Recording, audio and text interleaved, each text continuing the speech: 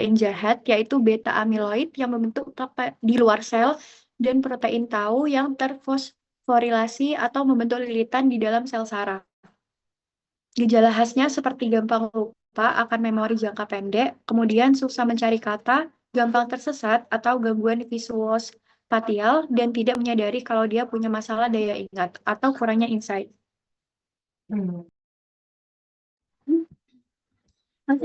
Baik, selanjutnya ada jenis demensia yang kedua, yaitu demensia vaskular.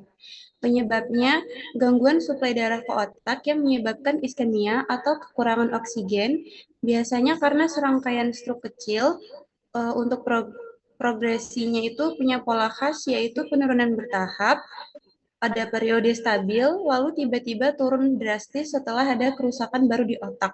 Untuk gejala khasnya yaitu gangguan pada perencanaan, pengorganisasian, dan penilaian sudah terlihat sejak dini. Next.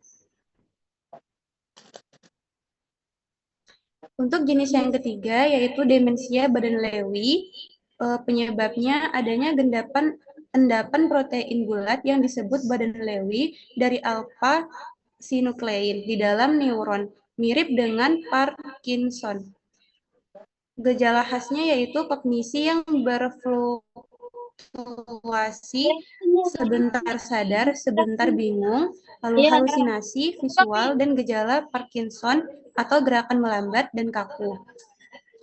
Jenis yang terakhir yaitu demensia frontotemporal atau FTD, paling umum kedua pada orang di bawah 65 tahun, tipe perilaku paling umum gejalanya perubahan kepribadian dan perilaku seperti disinhibisi atau tidak bisa mengendalikan diri dan menarik diri dari sosial. Tipe semantik atau semantik varian, gangguan bahasa, sulit menemukan kata atau sulit memahami percakapan.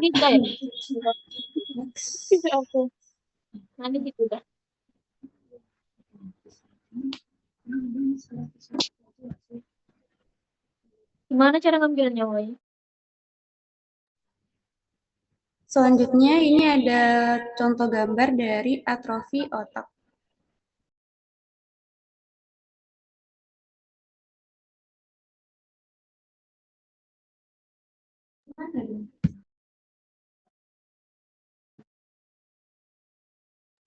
Ini contoh apa nih? Contoh kasus. Contoh hasil MRI. Ya, pada kasus demensia. Iya. Ya, Kak. Gimana, Karin? Cabenya habis ya?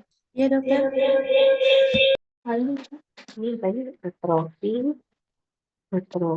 apa? Ini merupakan apa? Contoh kasus atau contoh gambaran detail pada kasus demensia?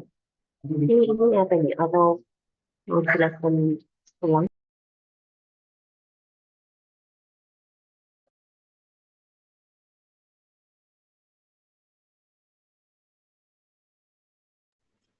Ini contoh atrofi otak. Ini contoh atrofi otak dari skenario 2-nya, dok.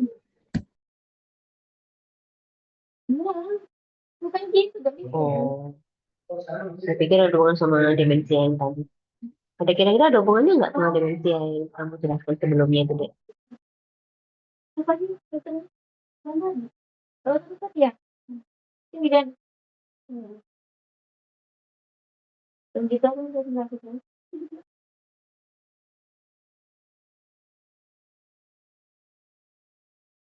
Tapi kan kalau kan udah mulai sendiri, kita ini. Gimana, Karin dan teman-teman? Sebenarnya kan aku sama Dewi yang jelasin.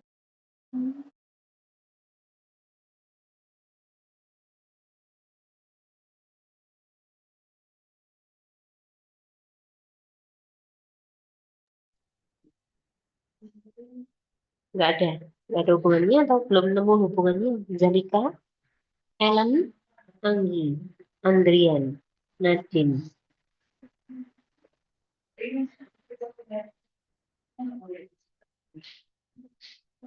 Atau memang tidak berhubungan dengan demensia?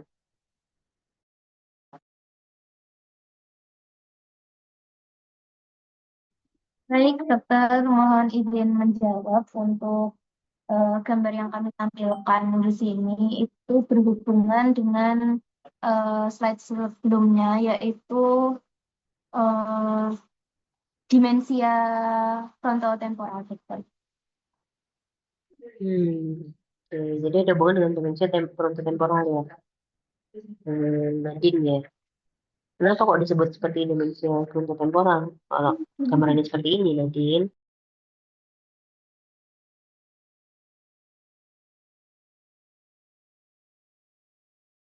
Belum tahu ya, yang kasus patologi soalnya ya.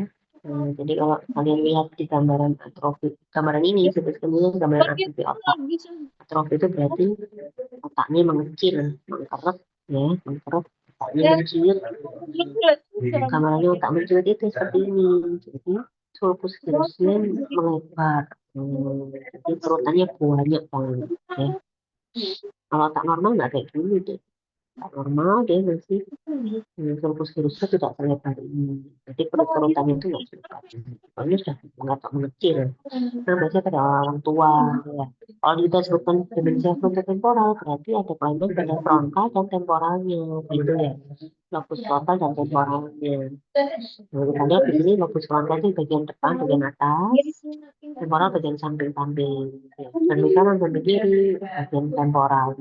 Kita lihat memang kalau ini tuh semuanya atrofi ya, nggak cuma pada temporal ya, nanti ya. Jadi kalau mau dihubungkan dengan demensia pada kasus atrofi ini ya, masih mungkin memang ke arah yang demensia frontotemporal ya.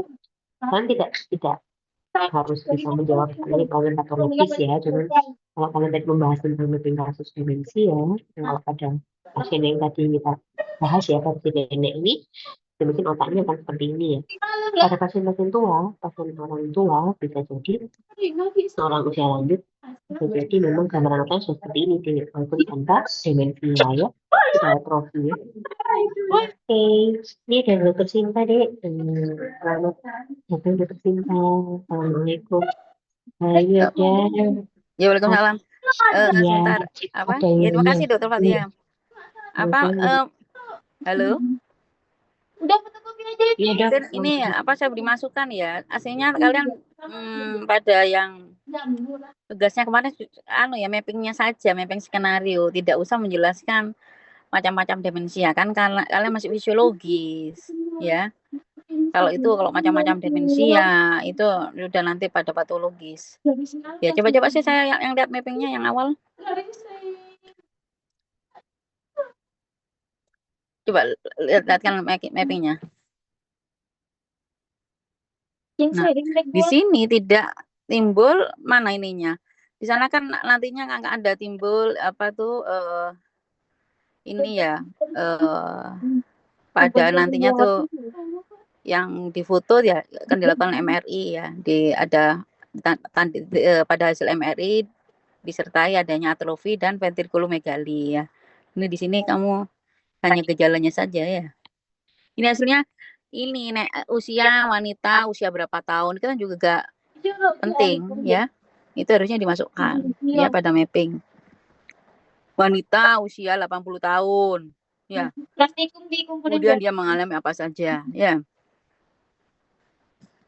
Gangguan bahasa apa saja, gangguan memori apa saja gitu ya. Kemudian hasil MRI ditemukan atrofi dan ventrikulomegali gitu ya. Di sini kan kamu pada mappingnya enggak kamu tulis yang hasil MRI-nya ya. Pak ventrikulomegali itu apa deh definisinya? Kalian kalau fisiologi hanya tahu terminologinya, untuk patofisiologinya nggak usah. Kalau ventrikulomegali itu apa artinya? Baik, izin dokter untuk ventrikulomegali merupakan pembesaran ventrikel di bagian otak. Pembesarannya bisa karena apa aja? Bisa karena penumpukan cairan cerebrospinal. Iya, cairan cerebrospinalnya itu karena apa? Kenapa menumpuk di sana? Kata dosen yang terganggu pada apanya? Semua itu udah ada targetnya.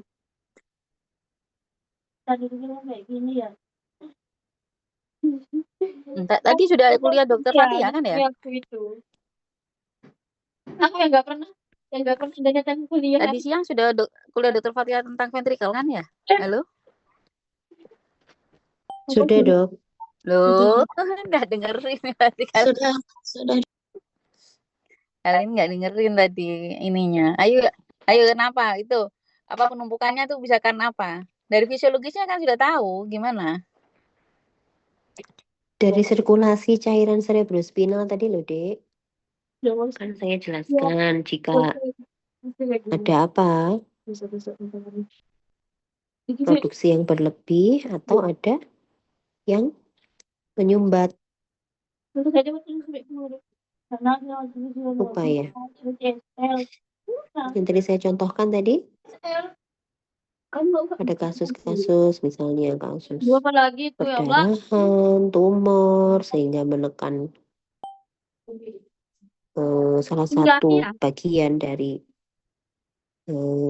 ventrikelnya atau yang tempat mengalirnya CSF tadi itu, sehingga aliran tidak bisa lancar, sehingga menyebabkan cairan itu menumpuk di ventrikel, akhirnya menyebabkan ventrikulomegali, atau juga bisa menyebabkan sampai hidrosefalus.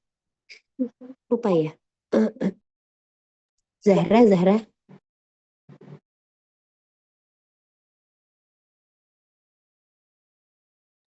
Ya, dokter. MKDU itu maksudnya gimana? Bisa mengingat lagi atau bisa membantu temannya yang kelompok 1 Sampai untuk final menjawab sih pertanyaan Dokter Sinta. Sekalian mengingatkan tadi kemarin Dokter juga, Sinta Mas, ya? remind di chat kalau masing-masing harus harus ada yang tanya Dokter Sinta ya. Ya, ya supaya ini Berapa, Dok? paham ya. Berapa, Dok, 1 LO, Dok? Pertanyaannya. Berapa pertanyaan 1 LO, Dok? 2, 3? Boleh maksimal 2, boleh. Oke. Ya wis. Ayo tanya yuk, Dek. Untuk teman-teman, apakah ada yang ingin ditanyakan? Belum ada yang pernah nanya kan? Sampai satu yang satu nggak ini, nggak ngumpulin. Oh, iya.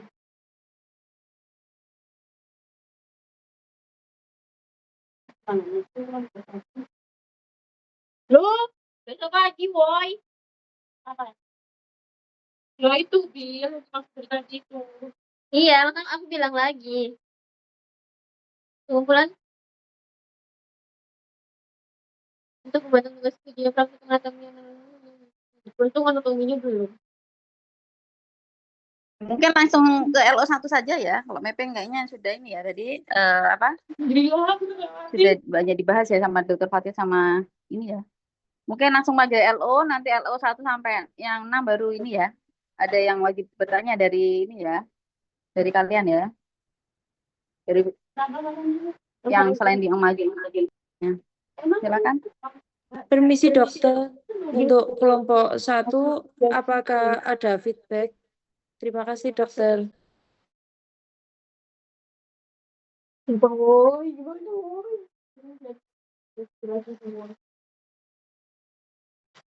Kalau pakai pensil fotokopi kelihatan nggak? Dari saya sudah, Dek, tidak ada feedback. Mungkin dari Dokter Sinta tadi sudah memberikan feedback ya. Jadi harusnya kalau mapping kasus itu sesuai skenario-nya. Jadi nenek sekian tahun mengalami keluhannya apa, mendapatkan hasil MRI-nya apa, kemudian dari pemeriksaan fisiknya apa, itu harusnya di mapping kasus ya. Ya wes, mungkin nanti lain waktu harus diperbaiki ya.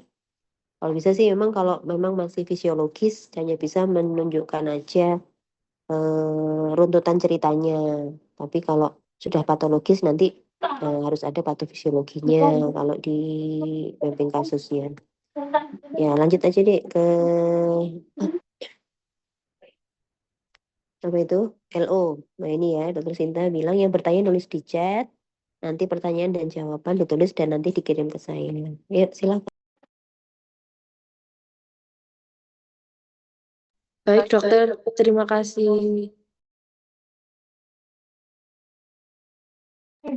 Mungkin saya bisa kembalikan ke moderator. Baik, terima kasih presentasi atas kelompok 1. Baik, kita akan lanjutkan untuk presentasi pada LO pertama, yaitu pada kelompok 2. Dipersilakan ya, Ketua. Baik, Assalamualaikum warahmatullahi wabarakatuh. Perkenalkan, nama saya Muhammad Basarun Putra dengan NIM 225011010116. Di sini saya sebagai ketua dari kelompok 2 yang akan menjelaskan hasil diskusi kami. Untuk yang bertugas ada Nur Sailir dan Kahna Zarotul. Silakan untuk presentasi, dipersilakan. Baik, terima kasih sebelumnya. Assalamualaikum warahmatullahi wabarakatuh. Sebelumnya, perkenalkan nama saya Kahna Zahratul Firdaus dengan NIM 2250110101018 dan teman saya Nur Sailir Rahmat dengan NIM 2250110101014. Di sini kami akan mempresentasikan PPT kami dengan tema embriologi sistem saraf pusat. Jadi yang pertama, embriologi sistem saraf pusat itu yang pertama ada otak. Nah, SSP atau CNS, jadi sistem saraf pusat itu mulai terbentuk pada awal minggu ketiga sebagai neural plate di regiomidorsal frontal dari primitive nodes. Kedua tepi lateral plate ini akan segera terangkat untuk kemudian membentuk neural tube. Setelah kedua tepi tersebut melekat satu sama lain, akan terbentuk dua neuropor, yaitu berupa cranial neuropores dan caudal neuropores. Nah, penutupan cranial neuropores ini berakhir pada 18-20 summit stage pada hari ke-25. Dan penutupan cranial neuropor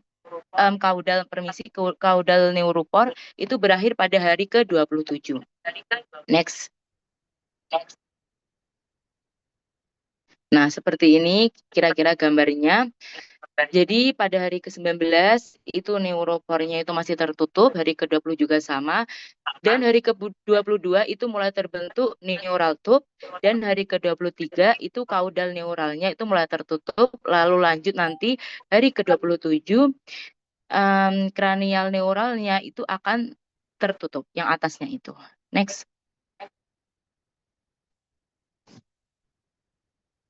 Kemudian setelah pembentukan neuropor tadi, ujung kepala tabung saraf membentuk 3 gelembung utama atau primary brain vesicles. Yang pertama itu ada prosencephalon, otak depan atau forebrain.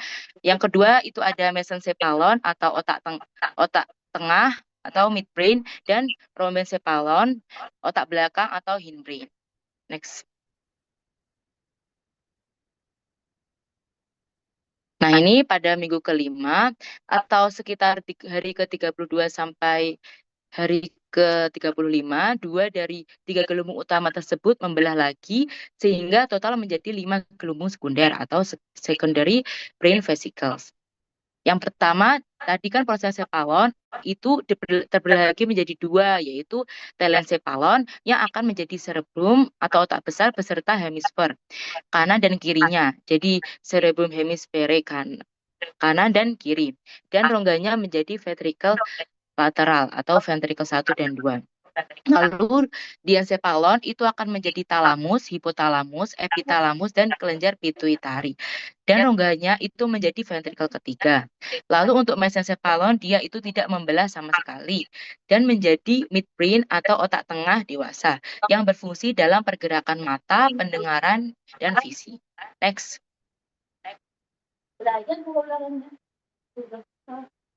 Lalu yang terakhir itu ada rhombencephalon atau otak belakang, itu membelah menjadi 2, yaitu metencephalon dan mielencephalon. Metencephalon akan menjadi pons dan cerebellum atau otak kecil, dan mielencephalon itu akan menjadi medulla oblongata. Nah, rongga keduanya itu bergabung membentuk ventricle keempat. Next. Next. Nah, itu untuk gambarnya, jadi pas hari ke-27 itu dibagi menjadi 3 bagian utama, yaitu forebrain, midbrain, dan hindbrain. Terus bisa dilihat di gambar A ya. Terus untuk gambar B itu saat hari ke-32. Nah, saat itu udah terpecah lagi menjadi 5 bagian. Yang awalnya 3 bagian menjadi 5 bagian. Yang sudah saya jelaskan tadi. Next. Nah, ini untuk gambaran lebih lengkapnya terkait pembagian-pembagian saat hari ke-32. Next. Nah, ini saat minggu ke-6 itu mulai terbentuk choroid plexus. Jadi choroid plexus itu apa? Choroid plexus itu adalah jaringan pembuluh darah dalam sel yang akan menghasilkan cairan cerebrospinal. Jadi choroid plexus nanti itu akan tumbuh, membesar, dia akan next-nya itu akan menjadi pembuluh darah yang akan menghasilkan cairan cerebrospinal. Kemudian juga udah terbentuk ventricle keempat saat minggu ke-6 itu. Next.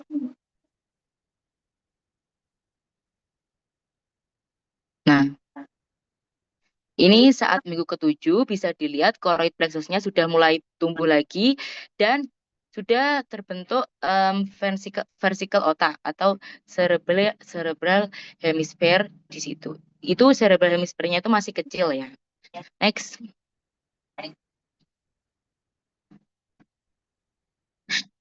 Nah, saat minggu ke-8 itu mulai tumbuh lagi, cerebral hemisphere-nya itu mulai lebih membesar lagi, dan choroid plexusnya itu juga lebih menjulang lagi.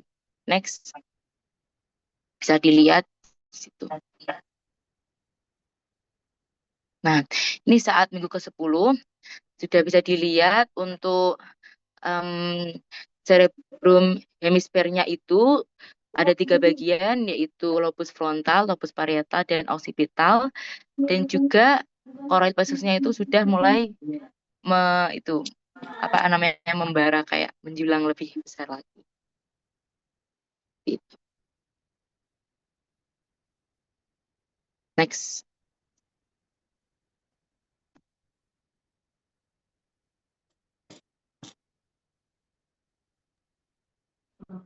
Baik, selanjutnya kita masuk ke bagian embryologi sistem saraf pusat, spinal cord. Jadi awalnya dinding neural tube tersusun atas sel-sel neuropitelial. Sel-sel ini berkembang sangat cepat dan membentuk lapisan neuropitelial. Setelah neural tube menutup sempurna, sebagian dari sel neuropitelial mulai berdiferensiasi menjadi neuroblast, yaitu sel saraf primitif. Neuroblast inilah yang nantinya berkembang menjadi neuron-neuron di sumsum tulang belakang.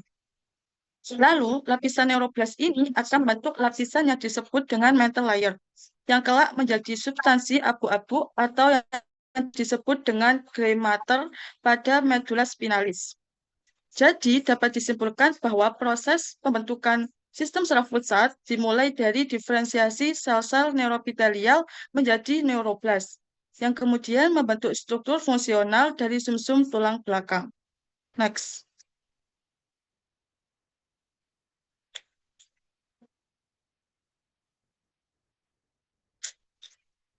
Jadi, pada saat ini dapat dilihat bahwa lapisan terluar dari spinal cord disebut dengan lapisan marginal.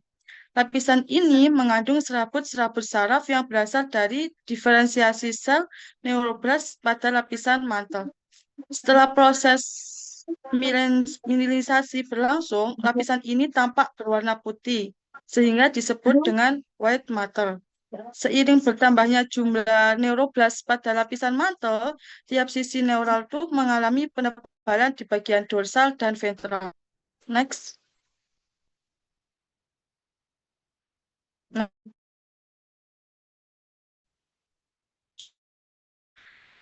Nah, dari penebalan terbentuklah 2 bagian utama, yaitu basal quiet.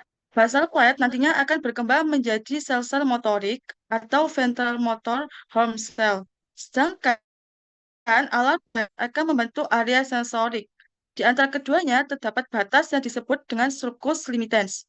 Sementara itu, bagian tengah atau midline portion yang disebut dengan roof dan floor plates tidak mengandung neuroblast, namun berfungsi sebagai jalur penyeberangan setelah bersaraf dari satu sisi ke sisi lainnya. Next.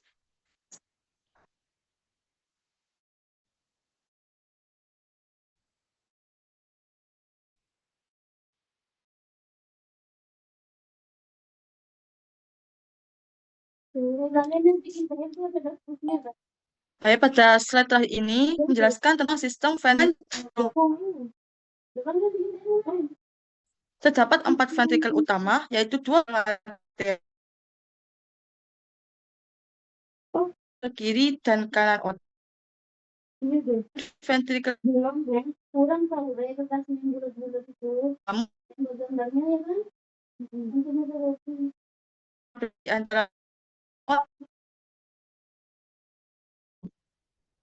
Jadi kita bisa melihat pada gambar sebelah kanan warna biru yang menunjukkan jalur dari cairan cerebrospinal. CSF diproduksi di plexus coroideus dalam ventrikel lateral. Ventrikular menuju ventrikel ketiga, melewati aqueductus ventrikel keempat, dan akhirnya ke kanalis centralis serta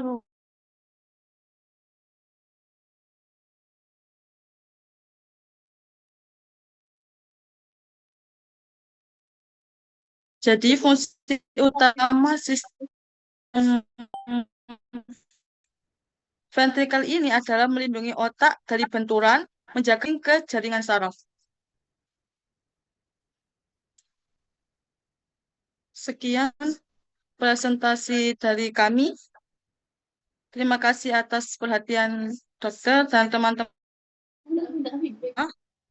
Kami persilakan apabila ada pertanyaan, kritik, atau saran yang ingin disampaikan. Mungkin sebelumnya terima kasih pada presenter. Mungkin ada yang ingin bertanya dari teman-teman. Silahkan.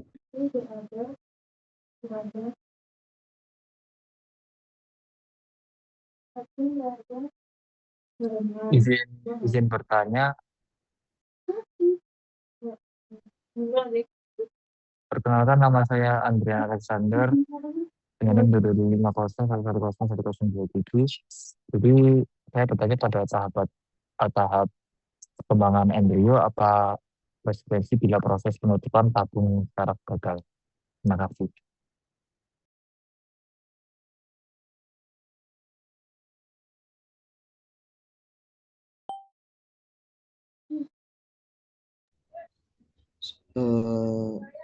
Ini langsung dijawab atau ada yang ingin bertanya lagi?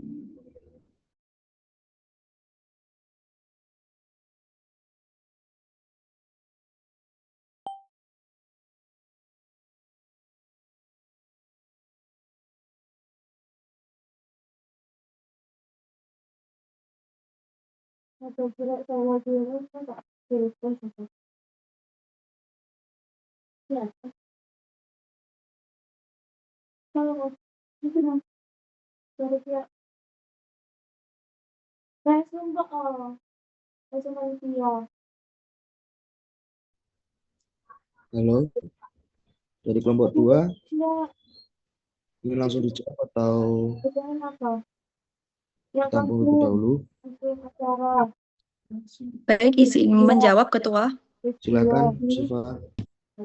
Jika proses penutupan tabung saraf atau neural tube gagal selama perkembangan embrio, maka dapat terjadi kelainan bawaan serius yang disebut neural tube defect atau NTD. Bila kegagalan terjadi pada bagian atas atau anterior dari tabung saraf, akan timbul kondisi yang disebut anencefali, yaitu gangguan berat di mana sebagian besar otak dan tulang tengkorak tidak terbentuk. Kondisi ini umumnya tidak kompatibel dengan kehidupan. Sebaliknya, jika kegagalan penutupan terjadi pada bagian bawah atau posterior, maka dapat terjadi spina bifida, yaitu kelainan di mana sumsum tulang belakang dan tulang belakang tidak menutup secara sempurna. Spina bifida memiliki beberapa bentuk, mulai dari yang ringan, okulta, hingga yang berat seperti meningokel dan milomeningokel yang dapat menyebabkan gangguan motorik dan sensorik. Kekurangan asam folat pada ibu hamil di awal masa kehamilan menjadi salah satu faktor resiko utama terjadinya kelainan ini. Mungkin dari teman-teman kelompok 2 ada yang ingin menambahkan? Peristiwa itu pendamping konflik acara tercek. Pendamping konsum acara tercek.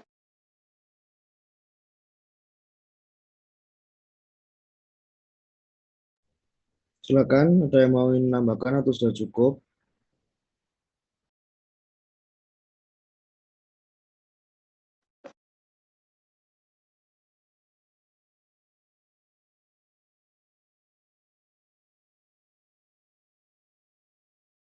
Tercek. Apakah sudah jelas? Sepertinya untuk jawabannya Syifa tadi sudah cukup. Apakah untuk Alex yang bertanya, apakah sudah cukup? Sudah. Baik, terima kasih. Bisa dilanjut. Ada yang ingin bertanya lagi? Sebelumnya print juga kurang, tidak punya apa ya? Karena kurang acara, karena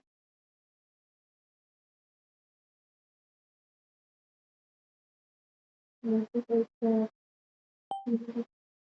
Tapi apa sih prinsip akan prinsip? Kira-kira tuh apa Pak? Silakan yang ingin bertanya lagi. Hah?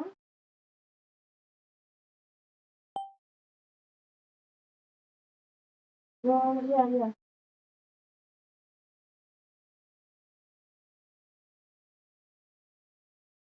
Iya, ini. Izin bertanya, Iya, betul. Silakan. mengapa penutupan neuropor kranial dan kaudal harus terjadi pada waktu yang tepat selama perkembangan embrio? Silakan untuk kelompok 2 bisa untuk menjawab.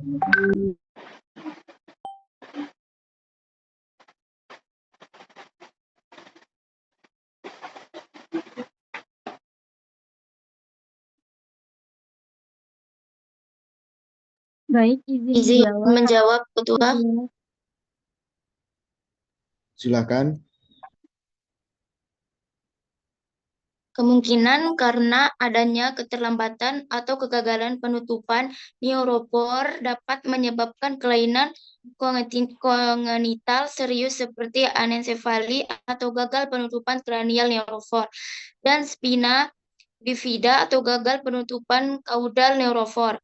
Proses ini menandai transisi penting dari lempeng neural menjadi tabung neural yang utuh, dasar bagi pembentukan otak dan medula spinalis. Mungkin dari teman-teman kelompok 2 ada yang ingin menambahkan?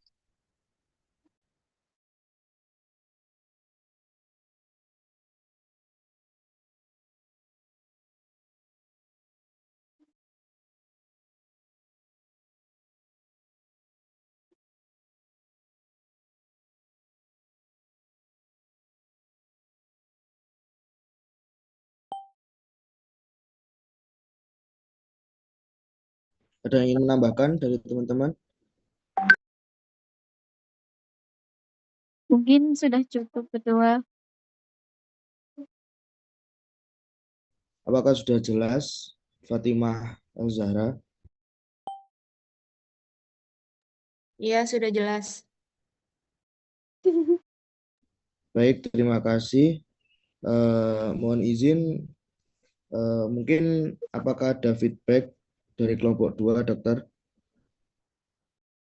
Ya, menurut saya sudah lengkap ya. Cuman yang diutamakan pada embryologi itu tentang awal terbentuknya embriologi itu dari apa, dari bagian-bagian otak itu apa, atau medullus spinalis itu dari mana, kemudian waktunya, nanti itu bagian itu misalnya dari embriologi itu pembagiannya beberapa fase tadi itu dia akan berkembang menjadi apa ya. Untuk kaitan sama tadi ada beberapa pertanyaan bila gagal tumbuh atau apa itu kan terkait nantinya pada kondisi patologi ya. Jadi pertanyaannya mohon nantinya untuk LO berikutnya tidak menanyakan penyakit ataupun kondisi patologis. Kalian lebih mengarah pada proses normal fisiologi atau anatominya bagaimana supaya nantinya kalian paham dulu ya kondisi anatomi fisiologinya. Nah itu setelah paham baru berkembang menjadi patologi nanti semester 5 ya. Kalau dari saya yang embriologi yang tadi sudah dipresentasikan sudah cukup bagus, sudah lengkap. Baik, terima kasih feedbacknya dokter. Mungkin presentasi dari kelompok 2 sudah selesai. Saya tutup. Wassalamualaikum warahmatullahi wabarakatuh. Bisa saya kembalikan lagi ke moderator. Terima kasih. Baik, terima kasih untuk kelompok 2 atas presentasinya. Kemudian akan dilanjutkan untuk LO yang kedua, yaitu kepada kelompok 3, dipersilakan ketuanya.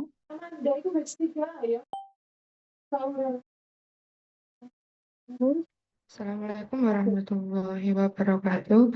Izin memperkenalkan diri. Perkenalkan, nama saya Najwa Safina Aulia Zahro, NIM 225011029. Di sini saya sebagai ketua kelompok. Di sini kami akan mempresentasikan hasil diskusi kita. Dan selanjutnya akan dilanjutkan oleh presenter.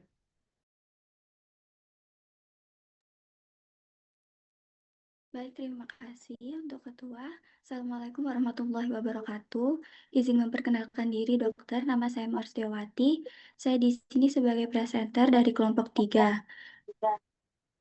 Untuk kelompok 3 sendiri, membahas tentang menjelaskan anatomi dan fisiologi proses memori.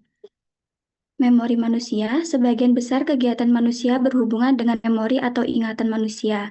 Seperti saat manusia selalu mengingat semua yang terjadi, memori manusia berisi semua pengetahuan dari urutan perilaku.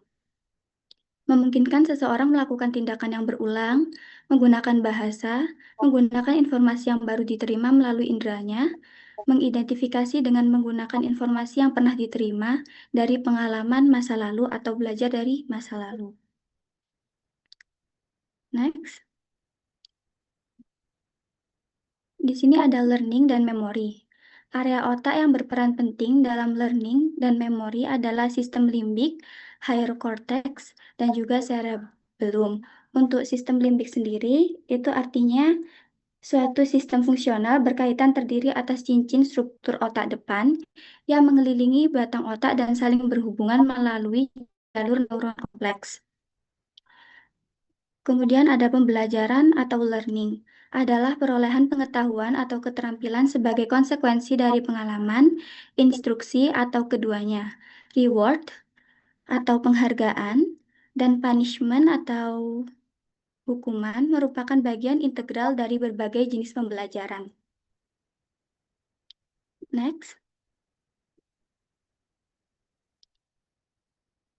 Yang pertama ini membahas tentang reward. Area tertentu dari sistem limbik ditetapkan sebagai pusat atau reward dan punishment karena stimulasi di masing-masing area ini menimbulkan sensasi menyenangkan atau tidak menyenangkan.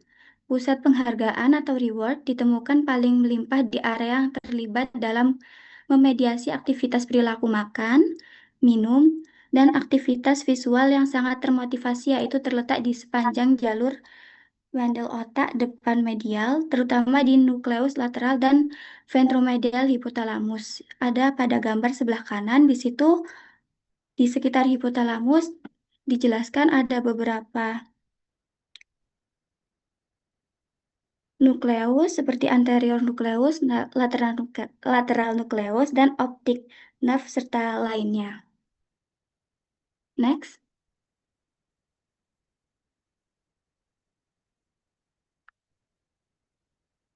Untuk punishment, area yang paling potensial untuk hukuman dan kecenderungan melarikan diri ditemukan di area gray sentral yang mengelilingi aqueductus sylvius di mesencephalon dan meluas ke atas hingga zona periventricular hipotalamus dan talamus. Stimulasi yang kuat pada area reward akan menyebabkan kemarahan, sedangkan stimulasi kuat pada area punishment menghambat kesenangan, yang menunjukkan bahwa hukuman dan ketakutan dapat lebih diutamakan daripada kesenangan dan penghargaan. Untuk letak hipotalamus dan talamusnya ada pada gambar di samping. Gitu mbak, kayak kita kayak beng langsung gitu ya. Diagram berapa proses tadi? memori pada Aku nggak manusia. tulis deh. Yang Ternyata pertama, sensor ini memori gitu. meliputi ikonik atau visual, ekoik yaitu pendengaran, kemudian haptik itu sentuhan. Kemudian dilanjutkan ke perhatian memori jangka pendek sementara. Untuk pengulangannya memori jangka panjang. Iya. Next.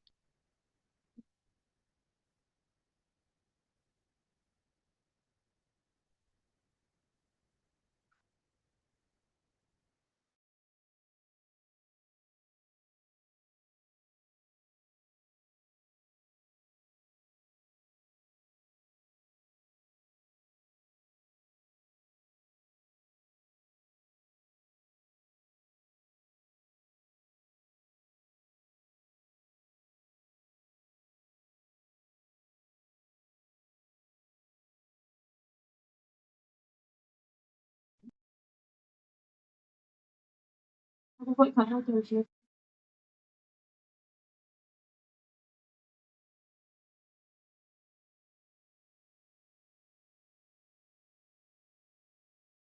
Lalu kalau nggak ada suaranya ya?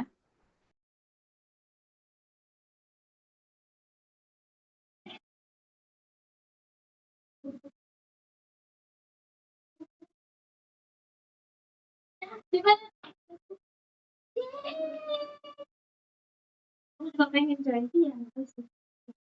Sih, aku berhasil.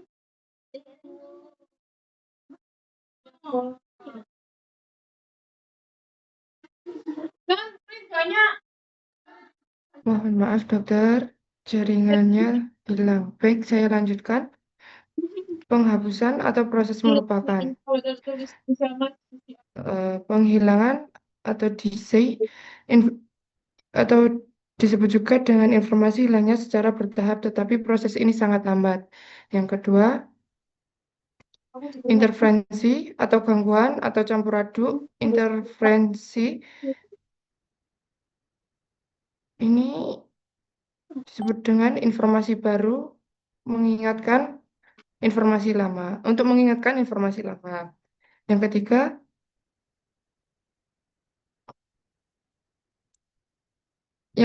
informasi lama mungkin bercampur dengan informasi baru.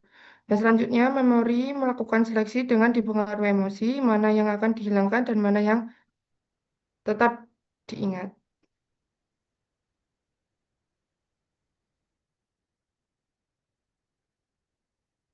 Nice.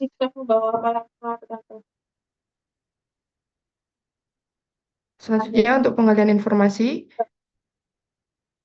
informasi atau rekal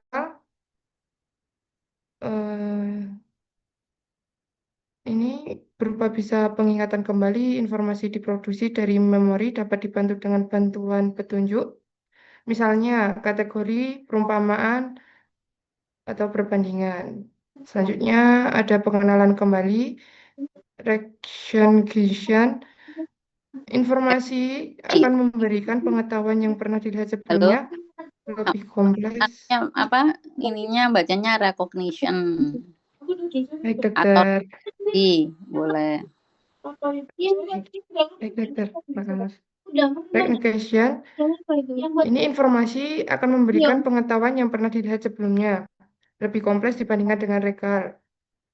Selanjutnya, informasi berpindah dari memori jangka pendek ke memori jangka panjang dengan adanya latihan atau ulangan atau repetisi. Nice. Tadi penggalian itu apa namanya? Nama lainnya? Penggalian memori itu nama lainnya apa?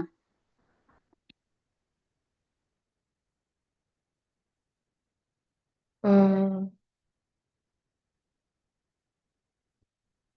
Rekal. Bukan recall. Tadi recall bagiannya. Penggalian kan macam-macam tadi. Ada recall, rekognisi, bisa dengan latihan, ulangan, repetisi. Nah, semuanya itu namanya apa? Retrieval, ya, atau penggalian informasi, ya. Baik. Baik, teman-teman. Apakah ada pertanyaan?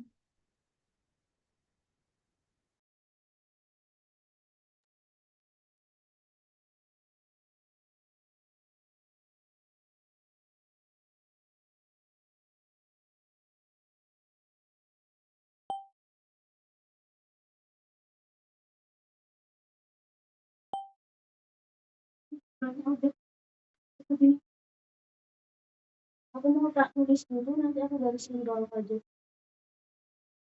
Nanti aku punya kapan daftar.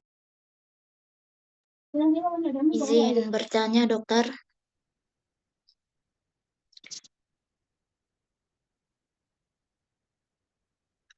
Pertanyaan saya itu, mengapa informasi tertentu lebih mudah diingat dibandingkan yang lain?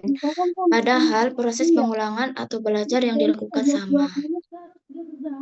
Terima kasih.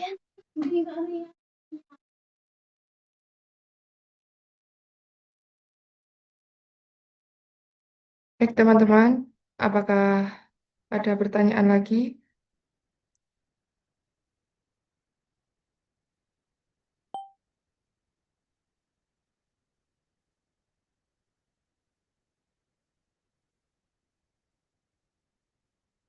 Nah, langsung bisa dijawab.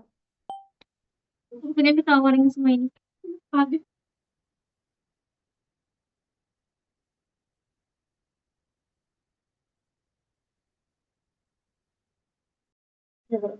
Izin bertanya.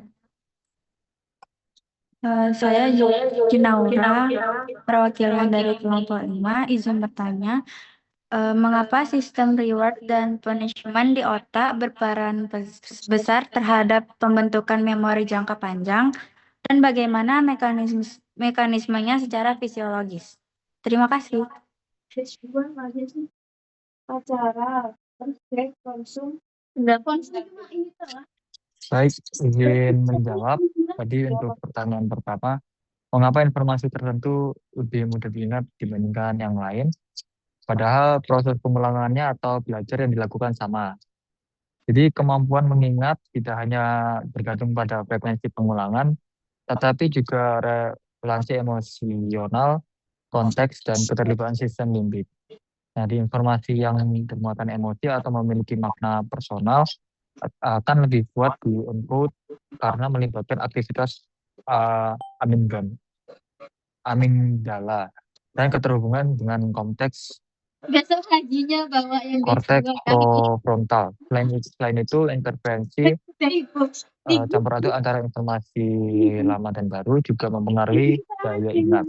Jika dua informasi ini memiliki kesamaan yang tinggi, maka kemungkinan gangguannya semakin besar, sehingga salah satunya lebih mudah terlupakan.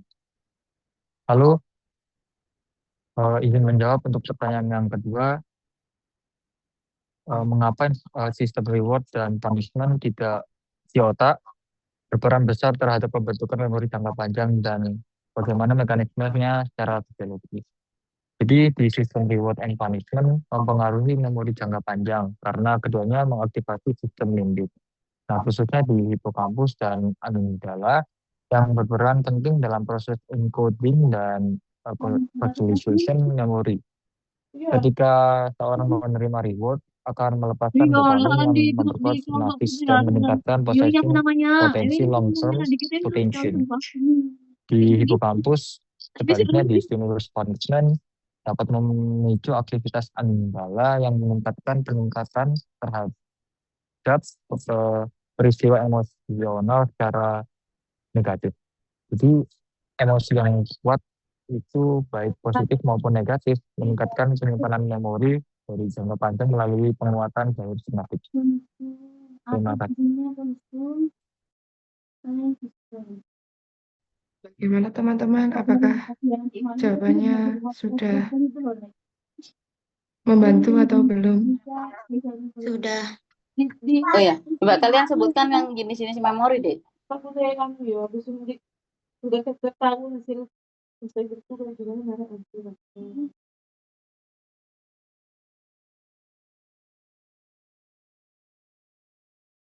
enggak, maksud saya akan bahasa Inggris gak bisa, aduh, enggak gitu.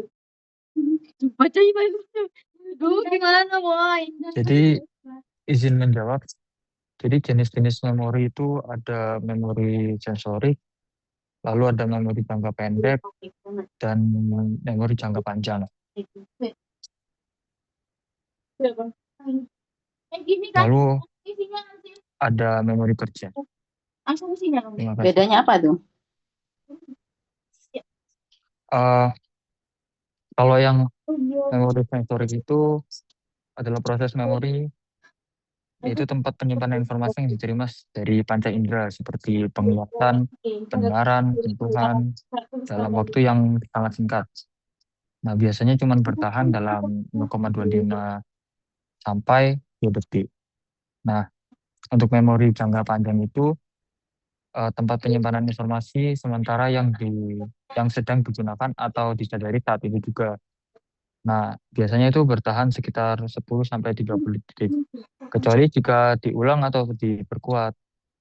Lalu ada memori jangka panjang long term. Itu sistem penyimpanan informasi yang bersifat permanen atau jangka panjang. Nah, kalau untuk durasinya itu bisa bertahan berhari-hari bahkan mungkin permanen. Dan yang terakhir tadi ada working memory, itu bagian dari memori jangka pendek yang aktif memanipulasi informasi untuk tugas-tugas mental. Fungsinya itu untuk membantu saat semisal membaca, menghitung, dan mengingat urutan langkah-langkah. Sekian, terima kasih.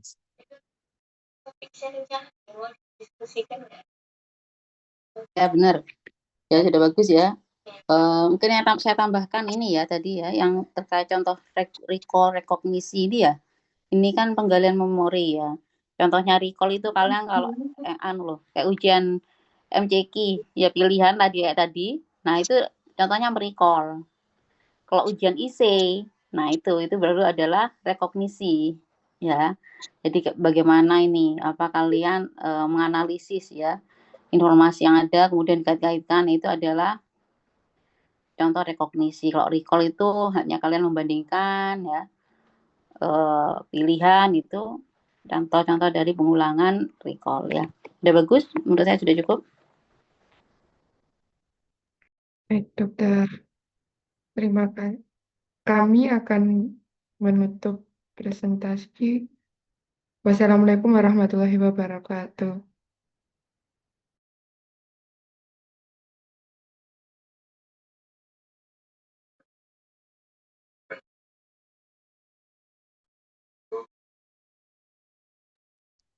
Baik, terima kasih untuk kelompok 3 atas presentasinya. Kemudian akan dilanjutkan dengan kelompok 4, yaitu membahas tentang LO yang ketiga.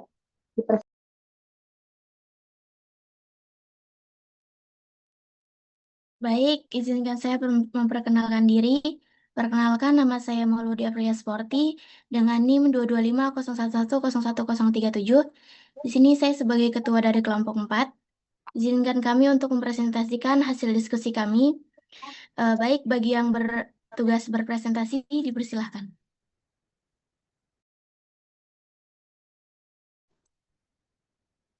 Assalamualaikum warahmatullahi wabarakatuh.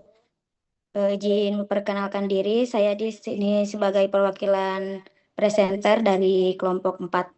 Perkenalkan, nama saya adalah Fatima dengan NIM 225011101039. Dengan teman saya, silakan.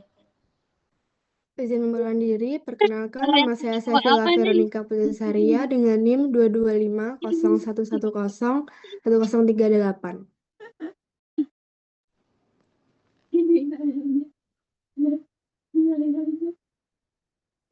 Next, untuk pengertian dari lapisan memori.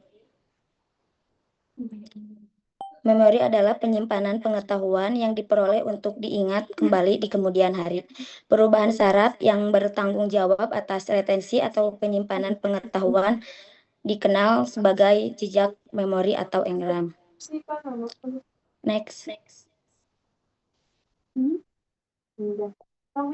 Untuk berdasarkan waktu penyimpanan terbagi menjadi dua, yaitu memori jangka pendek dan memori jangka panjang. Untuk waktu penyimpanan memori jangka pendek segera, untuk memori jangka panjang sedikit lebih lambat, harus ditransfer dari memori jangka pendek menjadi memori jangka panjang. Peningkatan latihan dan pengulangan informasi melalui memori jangka pendek. Untuk durasi memori jangka pendek, detik hingga jam, dan untuk memori jangka panjang beberapa hari sampai tahun. Untuk karakteristik retrieval time, yaitu waktu mengingat, untuk memori jangka pendeknya cepat diperoleh kembali. Untuk memori jangka panjangnya lebih lambat, kecuali memori yang benar-benar melekat. Untuk karakteristik kapasitas penyimpanan, memori jangka pendek terbatas, untuk memori jangka panjang sangat besar. Untuk ketidakmampuan untuk melupakan, memori jangka pendek dapat dilupakan secara permanen. Untuk memori jangka panjang, biasanya hanya tidak bisa diakses sebagai relatif stabil. Untuk karakteristik mekanisme penyimpanan memori jangka pendek melibatkan modifikasi sementara pada sinap yang sudah ada, seperti perubahan jumlah neurotransmitter yang dilepaskan. Untuk memori jangka panjang melibatkan perubahan fungsional dan struktural yang relatif permanen pada neuron, seperti pembentukan sinap baru dan sintesis protein baru yang berkaitan. Next.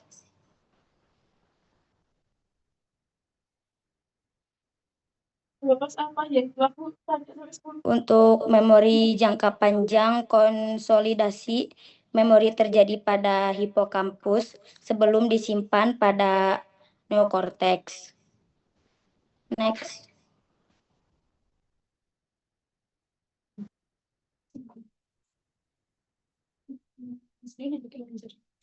Untuk pembagian memori terbagi menjadi dua, yaitu memori eksplisit, yaitu deklaratif, berkaitan dengan kesadaran dan bergantung pada hipokampus, lobus temporal, neokorteks, dan korteks prefrontal.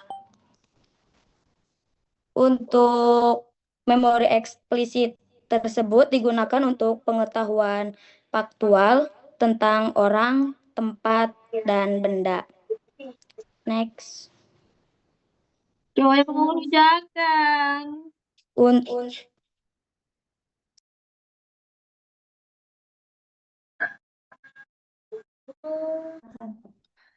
Izin untuk melanjutkan, dokter.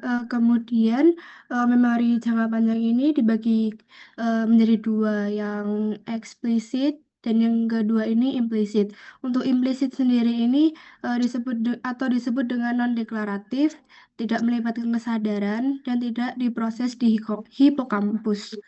Ingatan ini penting melatih keterampilan perseptual dan motorik rangsangan dengan rangsangan lainnya. Jenis ingatan ini bergantung pada amigdala untuk proses emosi, untuk respon emosinya, dan cerebellum untuk respon motoriknya. Next. Selanjutnya ini bentuk-bentuk memori. Untuk dua bentuk ingatan jangka panjang seperti tadi dibagi menjadi dua, eksplisit atau deklaratif dan implisit atau non-deklaratif. Pada eksplisit sendiri itu fakta dan kejadian terjadi pada lobus temporalis dan medial hippocampus. Untuk implisit sendiri dibagi menjadi 4. Yang pertama, priming terjadi di neokorteks. Yang kedua, prosedural atau keterampilan dan kebiasaan terjadi pada striatum. Yang ketiga, belajar asosiatif atau classical and operant conditioning. Itu dibagi menjadi dua lagi, emotional respon dan skeletal muskulatur. Untuk emotional respon sendiri terjadi di amigdala. Kemudian untuk skeletal muskulatur itu terjadi di cerebellum. Yang keempat, belajar non-asosiatif, habituasi, dan sensitisasi itu terjadi di jalur refleks. Next. Untuk mekanisme penyimpanan memori jangka pendek sendiri itu dibedakan menjadi dua, yaitu habituasi, yaitu bentuk belajar yang sederhana dengan rangsangan netral diulang berkali-kali.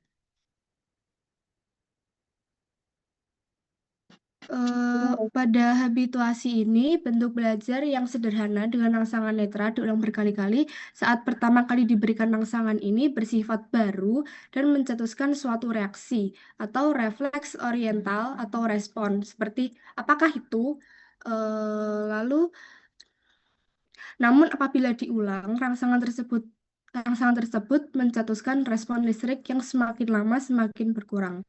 Lalu yang kedua ada sensitisasi, yaitu respon pasca sinap yang menguat dan berkepanjangan setelah suatu rangsangan yang terhadapnya seseorang telah terbiasa.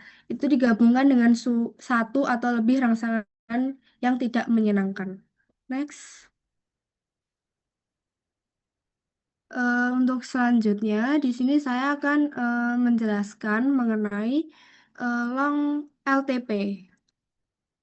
Yang pertama itu terjadi ketika glutamat keluar dari presinap ke reseptor AMPA dan NMDA. Lalu glutamat ini diterima pada reseptor AMPA dan terjadi depolarisasi. Saat terjadi depolarisasi di reseptor NMDA itu terjadi blokade magnesium hilang dan membuat Ca2+ masuk ke dalam reseptor NMDA. Kemudian mengaktifasi jalur second messenger Ca2+ dan CAMP. Setelah itu jalur second messenger itu aktif, nantinya terjadi sintesis protein yang lebih spesifik dan membuat terjadinya pembentukan penyisipan reseptor AMPA baru dan juga membuat dendrit baru. Kemudian reseptor AMPA baru yang lebih sensitif terhadap glutamat dan juga membuat sinaptiknya juga lebih kuat, begitu juga dendritnya. Aduh. Next. Sekian presentasi dari kelompok kami. Saya kembalikan ke ketua. Masa patol di sini? Baik, sebelumnya terima kasih untuk presenter. Selanjutnya mungkin dari teman-teman, apakah ada yang ingin bertanya?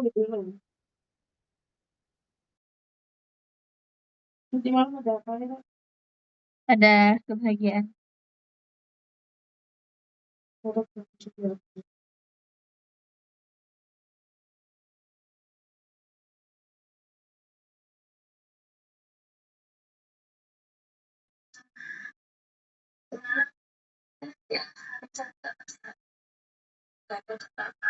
Ini anu ya, apa? Sama ini ya, masih LO3 ya, yang tentang memori ya. Iya dok, masih sama seperti yang LO3. Kan dikasih tahu kalau ya saya sudah lanjut ya, jadi kan sudah 2 pertanyaan ya. Lanjut ke LO4 saja. Di bawahnya berkala. Maaf dokter, ini sudah LO4. Duh, LO4 ya harusnya emosi. Itu semua di bawah. Soalnya Izin dokter untuk emosi LO5 dokter. Sebentar. Kalian tuh yang anunya itu apa sih? Tahu loh ada sebelum-sebelum. Oh, ini tadi yang jenis-jenis ya? Halo? Halo?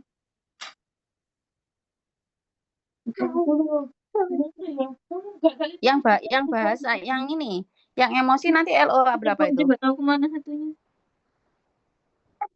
Kita kan emang punya TK. LO5, dokter. Yang bahasa LO5. Untuk yang bahasa itu LO6, dokter.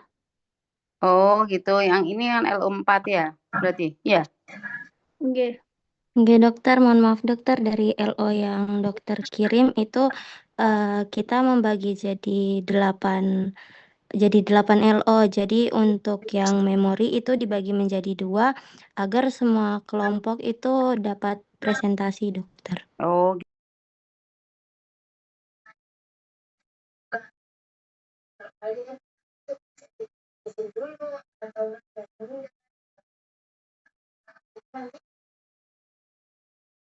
Jadi.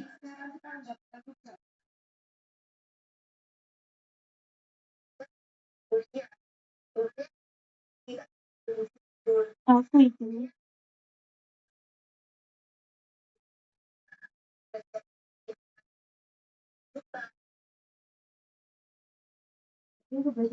Kakak tuh ya kayak jawabnya tuh kayak maksudnya bukan kayak jawabannya tuh kayak hidupnya tuh kayak teratur banget gitu loh, kayak maksimal banget. Apa gak ada sisi aibnya gitu. Kalau nggak ada yang tanya, silakan lanjut saja. Ada LO berikutnya. MC-nya siapa? Dibocorin ya, dibocorin. Untuk tiap LO nggak harus 2 ya. Intinya boleh 1 pertanyaan boleh. Ya, karena takutnya waktunya terlalu sore ya. Baik, mungkin cukup sekian dari kelompok 4. Saya kembalikan ke moderator. Baik, terima kasih atas presentasinya dari kelompok 4. Baik, kita akan lanjutkan dengan presentasi dari kelompok 5. Silakan ketuanya untuk mempresentasikan. Baik, sebelumnya mohon izin. Assalamualaikum warahmatullahi wabarakatuh. Nama saya Ahmad Azhar Barik dengan NIM 22501101042. Di sini saya sebagai ketua dari kelompok 5. Kami akan mempresentasikan hasil diskusi kami baik kepada presenter. Disilakan. Sebelumnya, Assalamualaikum warahmatullahi wabarakatuh. Perkenalkan, nama saya Siti Salsabila Kansa dengan NIM 22501111046. Dan rekan saya yang bernama Dewi Listianirung dengan NIM 22501111041. Di sini kami sebagai presenter akan menjelaskan hasil dari learning objective kami. Baik, izin untuk menjelaskan anatomi dan fisiologi proses emosi. Untuk komponen fisiologis utamanya, yang pertama ada sistem limbik. Sistem limbik sendiri adalah inti dari pemrosesan emosi yang mencangkup amigdala dan hipotalamus, serta komponen lainnya seperti hipokampus. Kemudian ada amigdala. Amigdala sendiri berperan penting dalam memproses emosi seperti rasa takut dan respon marah. Kemudian untuk hipotalamus terlibat dalam mengatur respon fisik, termasuk yang berhubungan dengan lawan atau lari. Kemudian korteks prefrontal yang membantu memproses dan mengatur emosi, serta mengintegrasikan sinyal emosi dengan input kognitif lain untuk menghasilkan respon yang kompleks.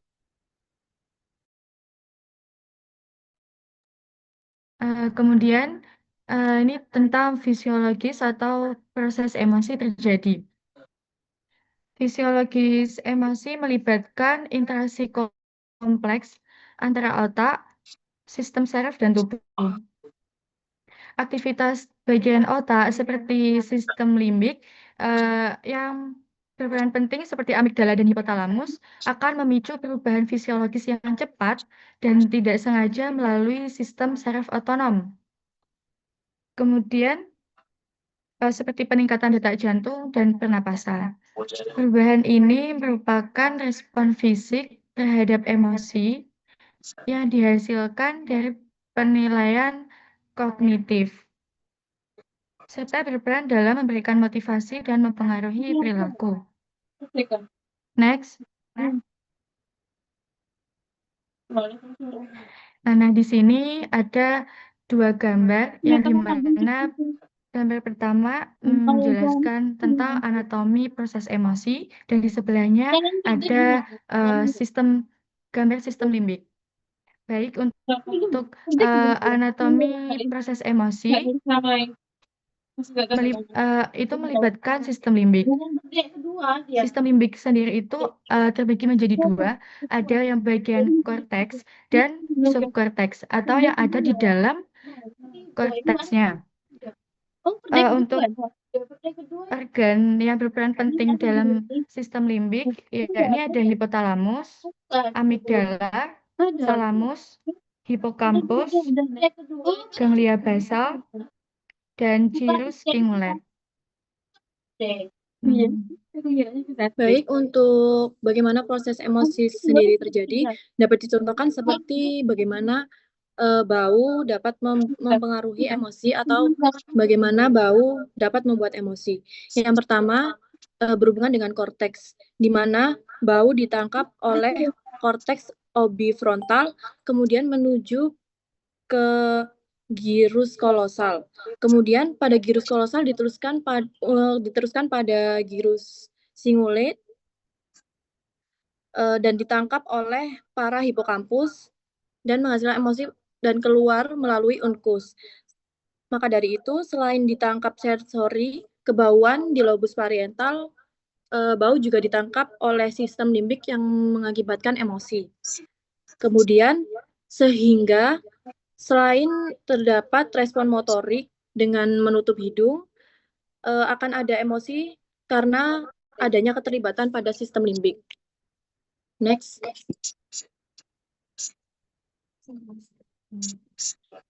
Untuk proses emosi sendiri, yang pertama ada stimulus, yang mana stimulus merupakan sebuah peristiwa pemikiran atau ingatan yang memicu respon emosional. Kemudian ada penilaian atau kognitif. Otak itu menilai stimulus untuk menentukan bagaimana emosionalnya yang dapat diproses. Kemudian selanjutnya ada aktivasi otak, yang mana jalur saraf dalam sistem limbik, seperti yang saya jelaskan tadi, dan struktur terkait lainnya menjadi aktif. Kemudian ada respon fisiologis. Setelah diproses oleh otak, sistem fisiologis seperti sistem saraf otonom yang memicu perubahan fisik, serta detak jantung lebih cepat, berkeringat, atau perubahan pernafasan. Kemudian selanjutnya ada pengalaman emosional, yang mana emosional ini ditampakkan seperti perubahan fisik yang berkontribusi pada perasaan subjektif emosi yang dialami. Kemudian selanjutnya ada perilaku. Perilaku sendiri adalah respon emosional yang mempengaruhi seperti keinginan untuk melawan, gembira, atau marah.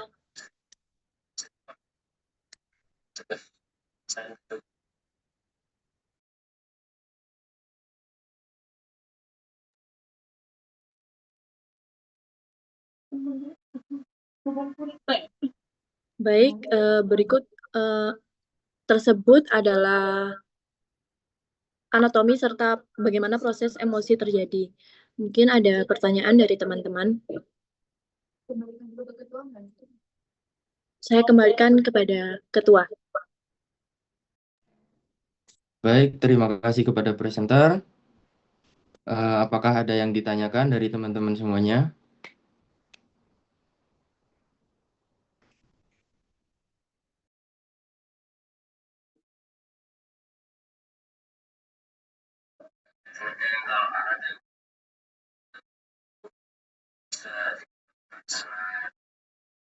Jalan-jalan apa sih? Jalan begini. Izin bertanya, Ya, silakan. bagaimana proses hubungan emosi dan tindakan? Terima kasih.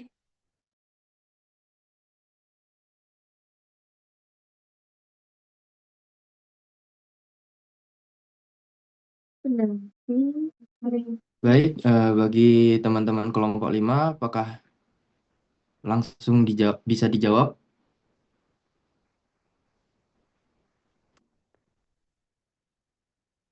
Kalau garisnya di belakang garisnya harus bisa kalau garis kalau bisa pakai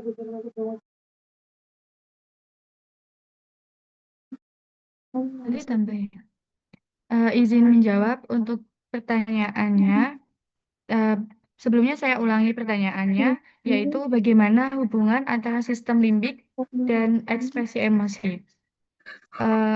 Untuk jawabannya, sistem limbik itu sangat berperan penting dalam mengatur dan mengekspresikan emosi.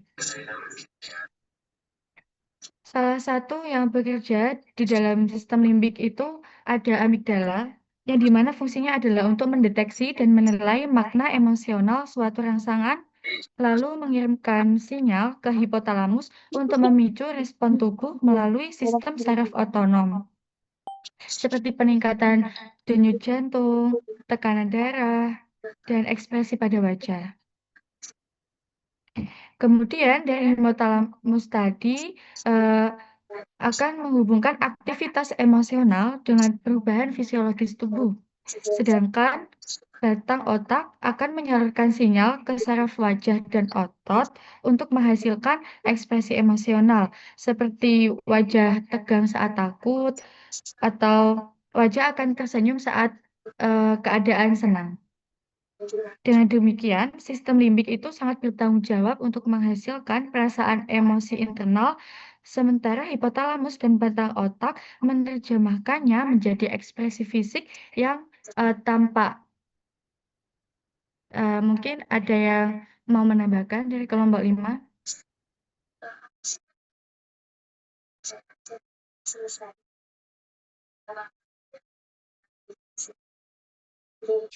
Ingin menambahkan untuk perilaku atau tindakan yang dihasilkan oleh emosi sendiri itu dapat dikontrol oleh tingkat kortikal yang tinggi, yang mana tingkat kortikal tinggi ini dapat menekan respon perilaku sehingga tindakan dapat dikontrol. Semisal kita mendapat makanan dari teman kita dan makanan itu bukan makanan yang kita sukai.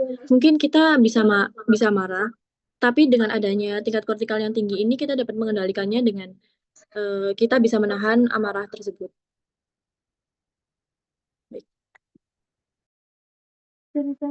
Baik, terima kasih. Apakah sudah cukup menjawab? Sudah. Baik, selanjutnya apakah ada pertanyaan lagi dari teman-teman semuanya? Apakah sudah cukup?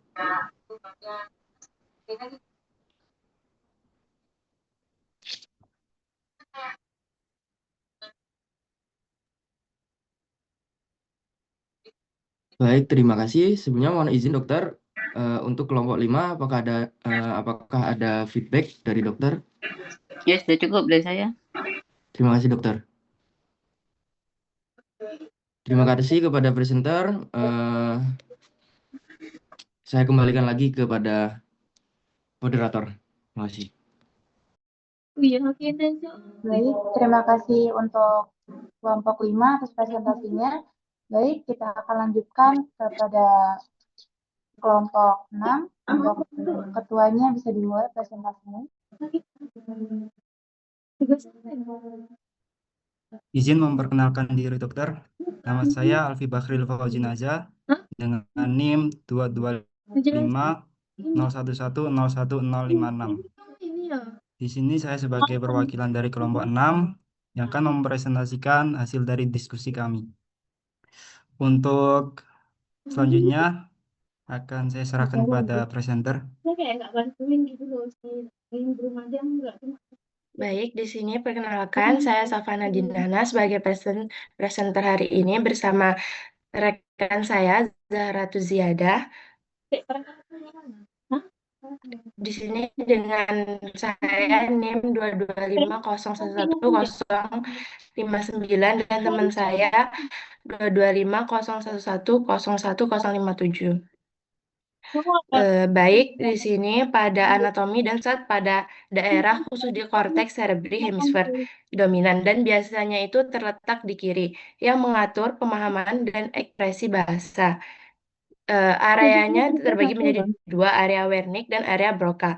Area Wernicke sendiri yaitu terletak di bagian posterior lobus temporalis superior kiri, merupakan pusat pemahaman bahasa, kemudian menerima informasi dari korteks pendengaran primer atau suara yang didengar, dan korteks penglihatan primer, yaitu kata yang dibaca, mengubah simbol bunyi dan tulisan menjadi makna, menghubungkan persepsi sensorik dengan konsep.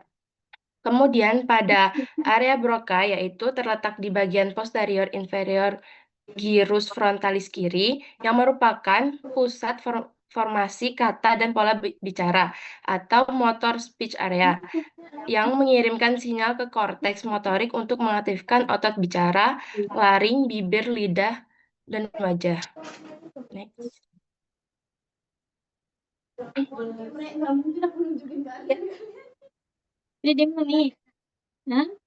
Kemudian ada fasciculus arcuatus, yaitu serabut asosiasi yang menghubungkan area Wernicke dengan Broca, memungkinkan hasil pemahaman yang di Wernicke diterjemahkan menjadi rencana motorik untuk bicara yang di Broca. Kemudian korteks motorik primer, yaitu melaksanakan perintah dari Broca untuk menggerakkan otot artikulasi bicara.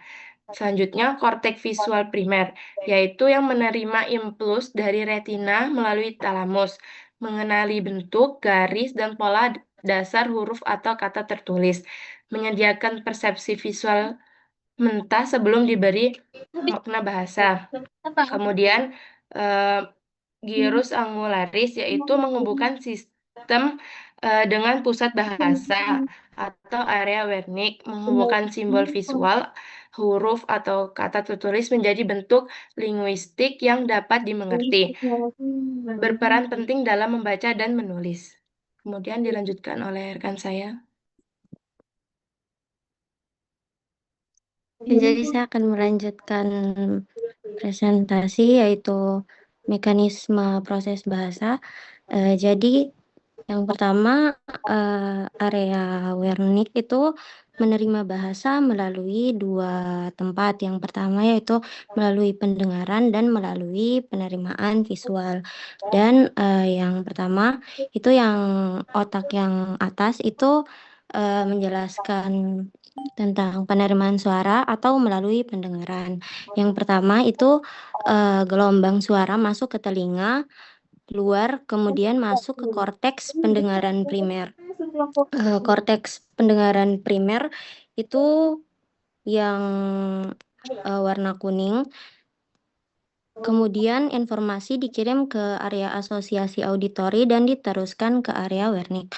Dan di area Wernicke ini kemudian diterjemahkan bunyi menjadi kata bermakna dan memahami struktur kalimat. Area Wernicke itu yang warna biru. Kemudian sinyal dikirim melalui fasciculus arcuatus ke area Broca. Jadi fasciculus arcuatus ini yang menghubungkan antara area Wernicke dan area Broca. Nah, di area Broca atau area yang warna pink itu berfungsi sebagai penyusunan pola kata dan mengirim sinyal ke korteks motorik primer atau yang area warna hijau. Kemudian korteks motorik primer ini nanti yang akan menghasilkan bicara atau bahasa. Kemudian bisa di next. Dari tadi belum ke next ya. Ya, ini tadi udah dijelasin, boleh di next lagi. Nah, yang kedua yaitu penerimaan visual atau bahasa tertulis. Jadi yang pertama itu penerimaan visual cahaya dari tulisan menuju retina. Jadi untuk visual ini yang pertama itu diterima oleh korteks visual primer di area yang warna hijau itu merupakan lobus oksipital yang berfungsi sebagai penglihatan. Kemudian informasi ini diteruskan ke korteks asosiasi visual untuk mengenali susunan huruf menjadi kata. Nah, kemudian sinyal dikirim ke gyrus angularis. Gyrus angularis ini berfungsi untuk menerjemahkan simbol visual menjadi representasi linguistik. Nah, kemudian dari gyrus angularis, informasi diteruskan ke area Wernicke untuk memproses arti kata dan kalimat tertulis. Nah, untuk selanjutnya itu sama seperti penerimaan suara atau melalui pendengaran tadi yang dari auditori. Setelah dari area Wernicke itu akan diteruskan melalui fasciculus arcuatus ke area Broca, dan dari area Broca ini menyusun pola kata untuk berbicara, kemudian area Broca mengirim sinyal ke korteks motorik primer untuk kita dapat berbicara. Sudah selesai. Sekian presentasi dari kami. Saya kembalikan ke ketua. Baik, terima kasih. Untuk selanjutnya akan dibuka sesi tanya jawab. Akan dibuka maksimal 2 pertanyaan. Apakah ada yang ditanyakan dari teman-teman?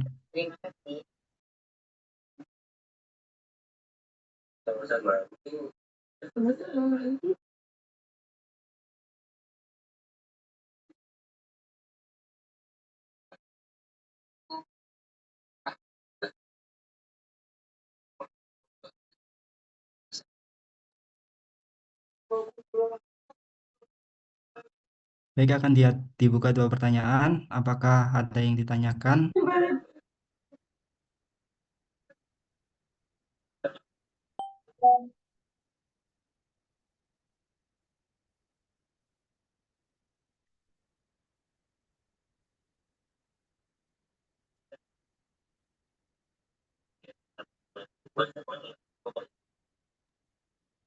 Izin bertanya, Dokter, perwakilan dari kelompok 2.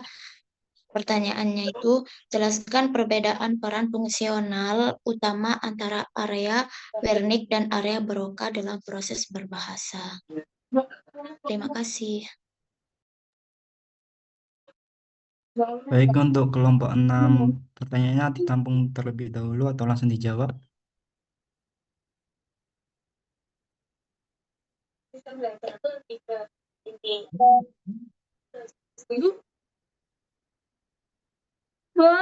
Untuk kelompok 6, pertanyaannya ditampung terlebih dahulu atau langsung dijawab? Ditampung dulu. Baik, apakah ada pertanyaan selanjutnya? Masih ada 1 pertanyaan lagi. Baik, izin bertanya. Sebelumnya, perkenalkan nama saya Siva Zara Hudaskia dengan NIM 225011010020. Di sini saya perwakilan dari kelompok 2, izin bertanya kepada kelompok 6, bagaimana otak mentransfer dan mengolah informasi dari saat seseorang membaca melalui korteks visual primer dan gyrus angularis, hingga informasi tersebut dipahami di area Wernicke. Terima kasih. Baik, terima kasih. Untuk kelompok 6, apakah sudah ada jawaban untuk yang pertanyaan pertama?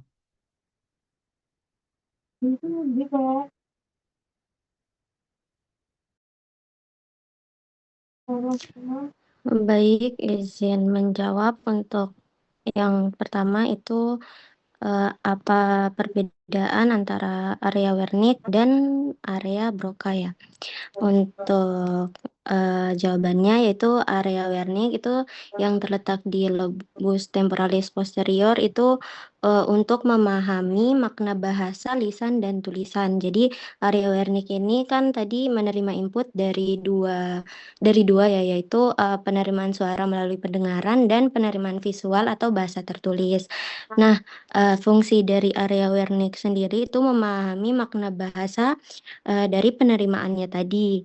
Kemudian untuk area Broca sendiri itu untuk menyusun dan merencanakan ucapan. Jadi setelah area Wernicke menerima visual atau suara itu akan diteruskan melalui fasciculus arcuatus yang tadi itu ke area Broca.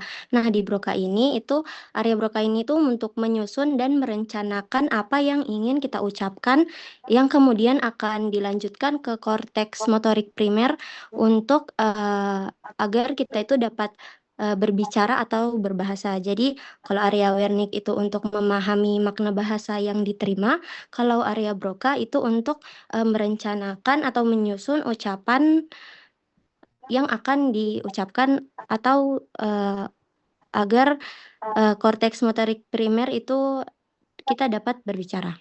Seperti itu. Mungkin teman-teman yang lain bisa menambahkan atau menjawab pertanyaan yang kedua. Baik, terima kasih. Untuk pertanyaan yang pertama, apakah sudah menjawab? Sudah, terima kasih. Baik, untuk selanjutnya yaitu pertanyaan yang nomor 2 untuk kelompok 6 bisa dijawab. Baik, izin menjawab untuk pertanyaan nomor 2, yaitu mekanisme pemerosotan bahasa saat membaca. Proses memahami tulisan dimulai ketika korteks visual primer menerima input visual dari mata, yaitu bentuk huruf dan kata.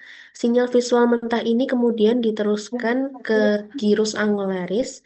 Peran kritis gyrus angularis sendiri adalah bertindak sebagai penerjemah yang mengubah simbol visual huruf atau tulisan menjadi bentuk linguistik yang bisa dikenali. Setelah diterjemahkan, informasi ini segera dialirkan ke area Wernicke. Di area Wernicke inilah terjadi proses utama komprehensi, yaitu di mana input linguistik diolah dan dihubungkan dengan memori dan konsep untuk menghasilkan pemahaman makna dari apa yang sedang dibaca. Apakah teman-teman ada yang mau menambahkan?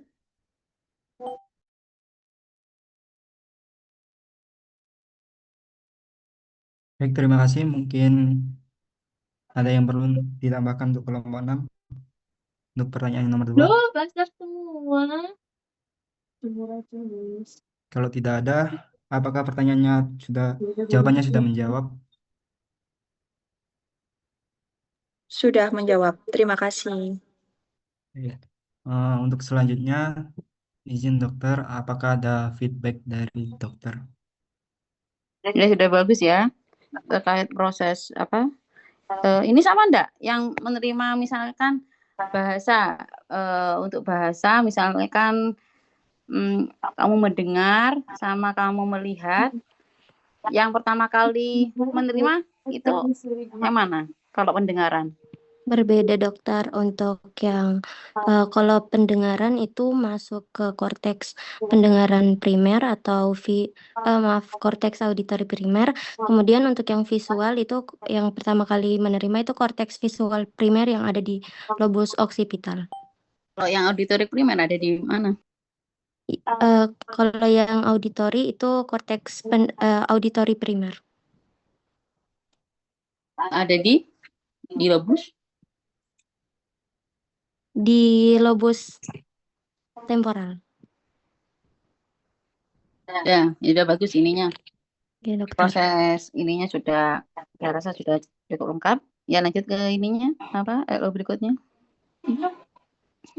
Baik, terima kasih dokter. Untuk selanjutnya saya kembalikan ke moderator. Baik, terima kasih untuk kelompok 6. Baik, kita akan lanjutkan kepada presentasi pada kelompok 7. Silakan ketuanya untuk memimpin presentasi. Assalamualaikum warahmatullahi wabarakatuh. Perkenalkan, saya Ahmad Sabikirdo. Saya di sini sebagai ketua dari kelompok 7. Izin untuk membuka presentasi dari kelompok 7. Untuk presenter, disilakan.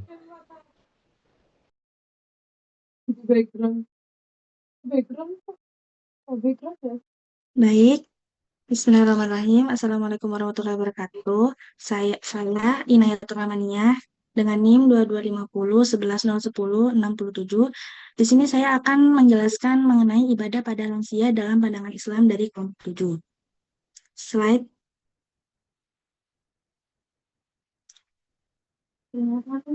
Latar belakang, lansia adalah fase kehidupan ketika kemampuan fisik dan mental mulai menurun.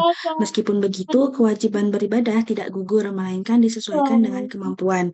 Islam adalah agama yang penuh kasih dan memberi kemudahan bagi setiap umatnya. Jadi meskipun Allah memberikan kewajiban kepada setiap hambanya, tetapi Allah tidak ingin hambanya melakukan kewajiban itu dengan cara yang kesulitan, seperti di kisah surah Al-Baqarah ayat 286. Oke, lanjut.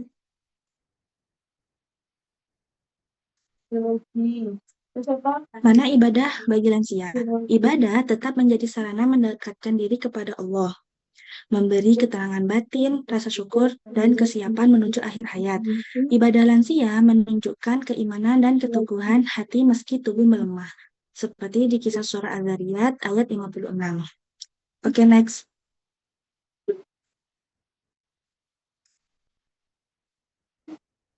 Prinsip ibadah dalam Islam. Di dalam Islam, ibadah itu selalu terdapat kemudahan. Yaitu ibadah boleh dilakukan sesuai kemampuannya saja. Kemudian di Islam itu untuk ibadah juga tidak memberatkan. Seperti lansia selalu mendapatkan keringanan. Atau seperti orang yang sedang dalam bepergian. Dan untuk pahalanya itu tetap penuh meskipun pelaksanaannya itu dengan cara yang berbeda. Seperti di kisah surah Al-Hajj ayat 78. Slide.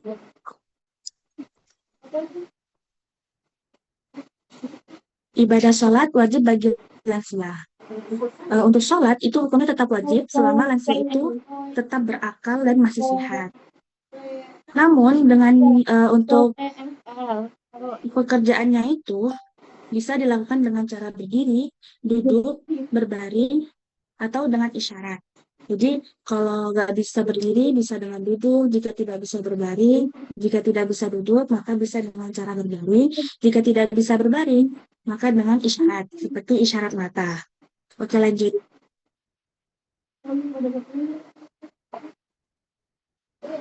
Ibadah puasa bagi lansia. Hukumnya tetap wajib bagi lansia apabila dia masih mampu secara fisiknya. Lansia boleh tidak berpuasa asalkan dia itu mengganti dengan membayar fidyah, yaitu memberikan makan satu orang miskin per hari yang dia sebanyak hari yang tidak dia puasa, seperti itu. Oke, lanjut.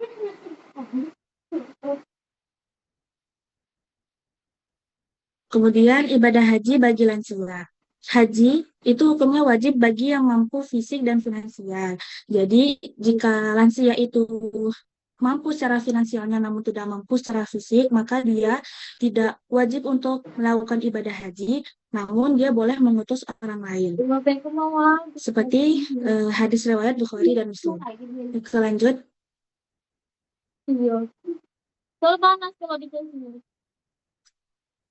Nilai dan hikmah ibadah bagi lansia. Yang pertama, menumbuhkan ketenangan batin dan tawakal, meningkatkan rasa syukur dan sabar, menjadi teladan bagi generasi muda, menghapus dosa dan menyempurnakan amal kehidupan, menjaga kesehatan spiritual dan emosional.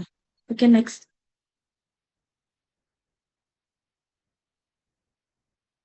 Kesimpulannya, Islam memuliakan lansia dengan memberi kemudahan dalam beribadah. Lansia tetap mendapatkan pahala penuh sesuai niat dan kemampuannya. Setiap ibadah yang dilakukan dengan ikhlas menjadi jalan menuju ketenangan dan ridha Allah. Seperti di kisah surah Al-Baqarah ayat 286. Terima kasih.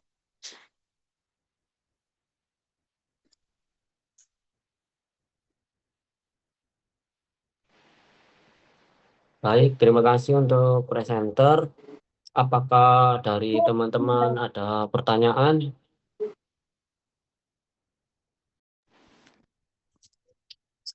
Mohon izin bertanya Ketua. Saya dari Silakan. kelompok 5. Ya, baik. Saya dari kelompok 5, perwakilan dari kelompok 5, bagaimana bentuk keringanan ibadah yang diberikan Islam kepada lansia? Baik, dari teman-teman, pertanyaannya ditampung apa langsung dijawab?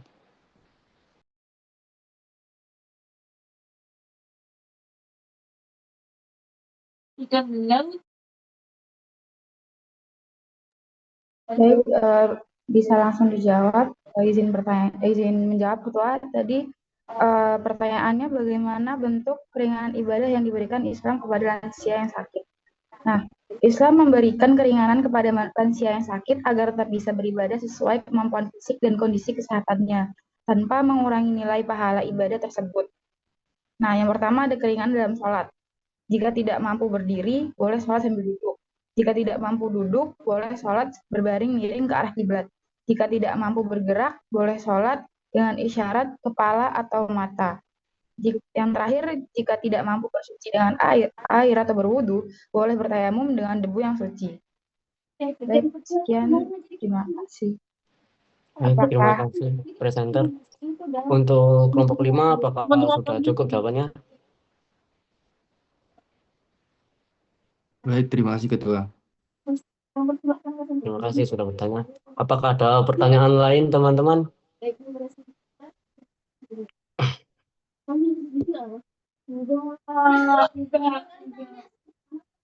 Ini masih ada lagi atau sudah habis ya LO-nya ya?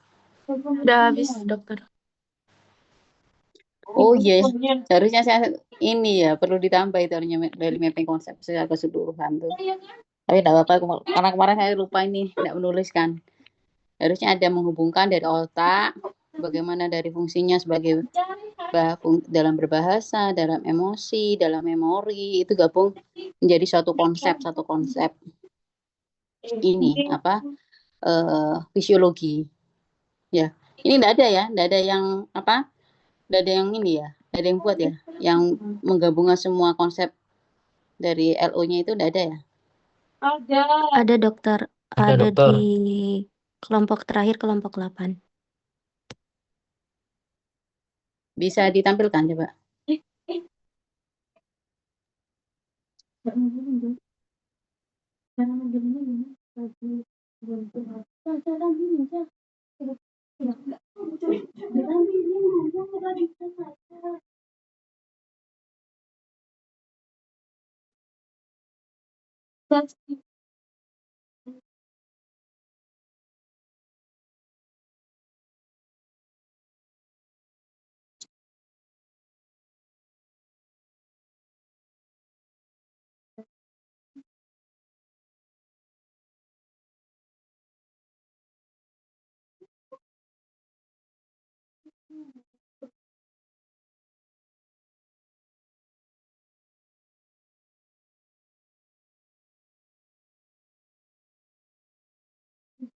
Kayaknya dari sama deh.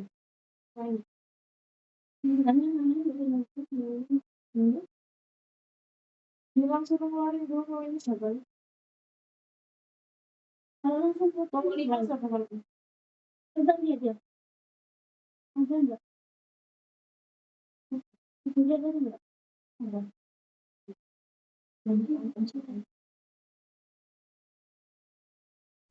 Baik, izin dokter.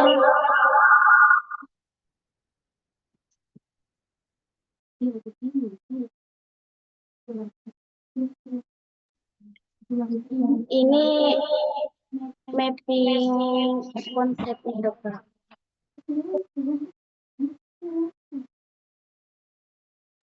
Baik, izin dokter, izin menghadiri.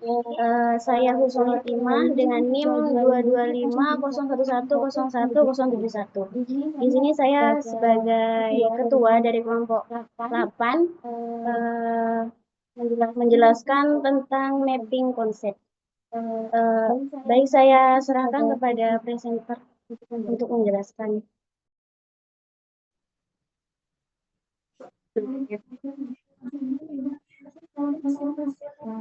Baik, Assalamualaikum warahmatullahi wabarakatuh. Perkenalkan, nama saya Anissa Zaratuddin dengan NIM 2250110170. Di sini saya perwakilan dari kelompok 8 akan menjelaskan mapping konsep dari saraf pusat. Yang bagian pertama, sistem saraf pusat terdiri atas otak dan medula spinalis. Bagian pertama adalah otak yang berperan sebagai pusat pengendali seluruh aktivitas tubuh, termasuk proses berpikir, belajar, mengingat. Otak terbagi menjadi 3 bagian utama berdasarkan perkembangan embrional, yaitu prosencephalon atau otak depan, yang kedua ada mesencephalon atau otak tengah, dan rhombencephalon atau otak belakang. Dari ketiga bagian ini kemudian berkembang menjadi struktur penting seperti cerebrum atau otak besar, yang kedua ada cerebellum atau otak kecil, dan brainstem atau batang otak. Cerebrum dibagi lagi menjadi beberapa lobus, yaitu lobus frontal yang berfungsi dalam pengendalian gerak, perencanaan, dan berpikir logis. Yang kedua ada lobus parietal, fungsinya untuk persepsi sensorik. Dan yang ketiga ada lobus temporal yang berfungsi sebagai pendengaran dan memori. Serta ada lobus occipital yang berperan dalam penglihatan. Otak juga dilindungi oleh 3 lapisan selaput yang disebut meningen, yang terdiri atas durameter, yaitu lapisan terluar dan keras. Lalu ada arachnoid, yaitu lapisan tengah, bentuknya seperti jaring laba-laba. Dan yang terakhir ada piameter, yaitu lapisan terdalam yang menempel langsung pada jaringan otak. Dalam fungsi otak terdapat proses penting, yaitu learning dan memori. Proses memori melibatkan 3 tahapan utama, yaitu pengkodean, yaitu tahap memasukkan informasi baru ke dalam sistem. Yang kedua ada penyimpanan atau storage, yaitu tahap mempertahankan informasi agar tetap ada. Dan yang terakhir ada pemanggilan kembali atau retrieval, yaitu tahap mengingat kembali informasi yang telah disimpan. Memori terbagi menjadi 2 jenis utama, yaitu STM atau short term memory,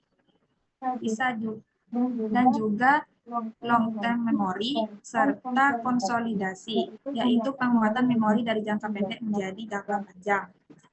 Dari sistem memori juga muncul konsep working memory, yaitu sistem yang memungkinkan otak memproses dan memanipulasi informasi secara aktif saat sedang berpikir atau melakukan tugas. Working memory terdiri atas beberapa komponen penting, yaitu informasi auditoris yang berkaitan dengan suara dan bahasa.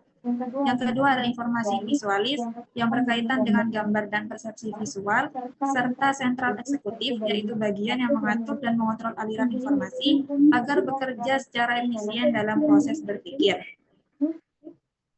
Lalu yang kedua ada bagian kedua dari sistem saraf pusat adalah medula spinalis yang berfungsi sebagai penghubung antara otak dan seluruh tubuh, serta mengatur gerakan refleks. Medula spinalis berkembang dari neuroepitel, yaitu lapisan awal yang membentuk neuroblast, yang kemudian berkembang menjadi lapisan mantle, tempat tubuh neuron berada. Selain itu, medula spinalis memiliki lapisan marginal yang berperan dalam proses mielinisasi, yaitu pembentukan white matter atau substansi putih yang berisi akson bermielin untuk mempercepat transmisi impuls saraf. Secara keseluruhan, peta konsep ini menjelaskan bahwa sistem saraf pusat merupakan jaringan kompleks yang saling terhubung antara otak dan sumsum tulang belakang. Otak berperan dalam fungsi kognitif seperti belajar, memori, dan pengendalian tubuh, sedangkan medula spinalis berperan dalam transmisi sinyal dan refleks. Keduanya bekerja secara terintegrasi untuk mengatur seluruh aktivitas tubuh, baik manusia, baik sadar maupun tidak sadar. Sekian presentasi dari kelompok 8. Terima kasih.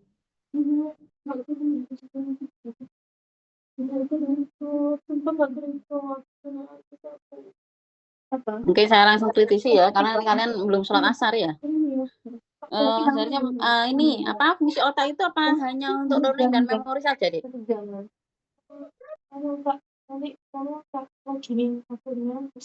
Halo? Fungsi otak apa hanya untuk learning dan memori saja?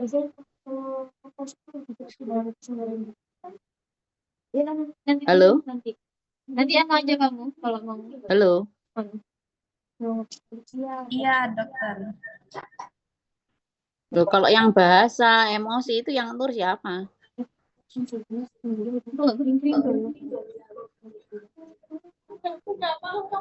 Fungsi bahasa, kemudian emosi, perilaku itu yang ngatur siapa? Fungsi bahasa, emosi, mengatur siapa? Fungsi bahasa, emosi, Siapa yang mengatur perasaan emosi? fungsi bahasa. Kalau emosi yang berapa?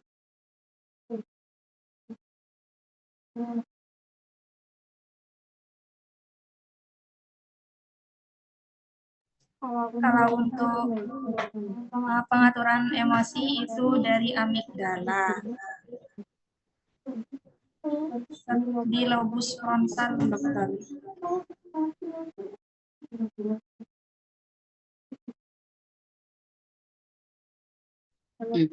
Makanya seharusnya ini apa? Yang fungsi otaknya tidak hanya learning dan memori saja, ada bahasa, perilaku, ya.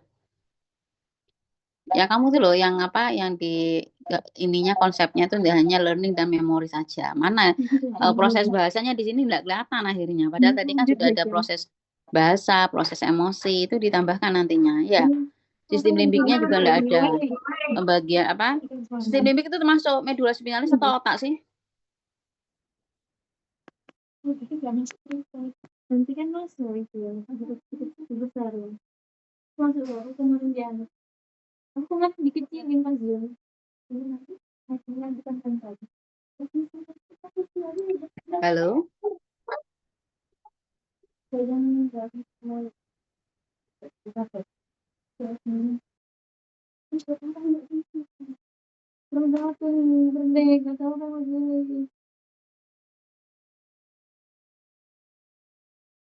Baik, dok.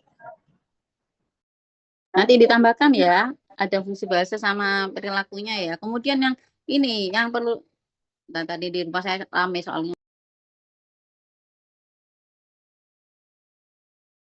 Baik, dok, nanti akan ditambahkan sama kelompok kami. Ya, ini yang antara ini loh, yang konsolidasi itu dia bagian apa? Pemecahan. Kamu kalau seperti ini dia seakan-akan memori itu dibagi menjadi SDM, LTM dan konsolidasi. Seharusnya gimana itu?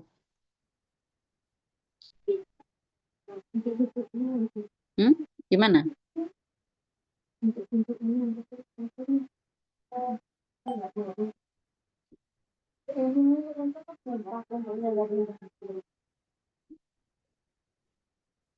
Yang mana tadi? Konsolidasi itu apa? Tadi yang sudah ada ya. Kayaknya tadi anu ya. Apa tuh ada yang keluar ya soalnya tentang konsolidasi ya. Ya, gimana deh konsolidasi itu gimana sih hasilnya?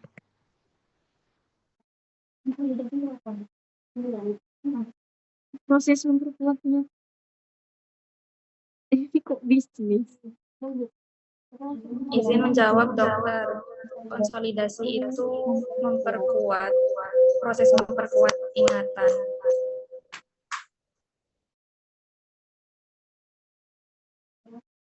Proses memperkuat ingatan. Ingatan apa? Jangka panjang atau jangka pendek atau gimana? Proses memperkuat ingatan pendek menuju ingatan panjang, dokter. Nah, seharusnya di antaranya ini, antara STM dan LTM itu ada ini, kamu gabungkan konsolidasi gitu. Jadi kamu nggak pecah sendiri itu. Seakan-akan kalau nggak gini, konsolidasi itu bagian dari ini apa? Jenis memori, ya. Terus di sini kurang harusnya. Jenis memori, bentuk memori itu kan ada yang implisit, eksplisit. Ya. Yang implisit eksplisit itu yang STM sama LTM itu yang termasuk implisit atau eksplisit?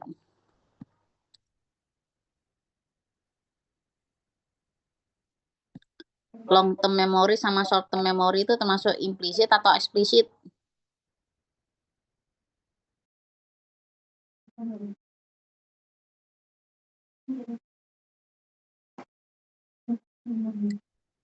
Gimana?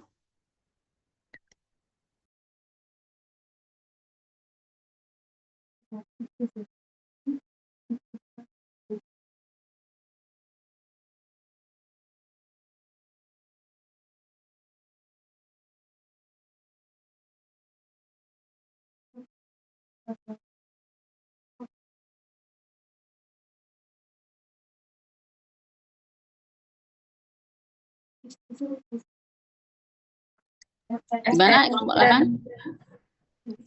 STM dan LTM itu termasuk eksplisit. Ya, STM karena dia kan lewat ini ya, kesadaran kita untuk mengingat. Ya, jadi ingatan kita diulang-ulang, melibatkan kesadaran kita ya, hipokampus untuk memori itu diingat-ingat, diulang-ulang, akhirnya dari short term jadi long term. Ini aslinya prosesnya nih utamanya dari memori sensorik ya, kemudian tersimpan, kemudian terkode, kemudian terengram, kemudian dipanggil lagi ya. Nah, penyimpanan itu dari short term ya menjadi long term ya. Kemudian melalui pengulangan ya dan konsolidasi ya. Yang mau memori ini sudah benar ya, termasuk STM ya. Nah, kalau yang implisit baru tanpa lewat kesadaran. Yang masuk implisit itu contohnya apa? STM dan LTM. Tuh, yang termasuk implisit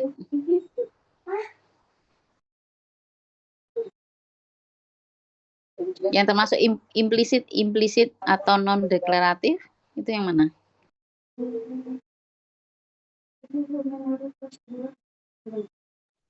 Karena dokter itu yang termasuk implisit memori prosedural.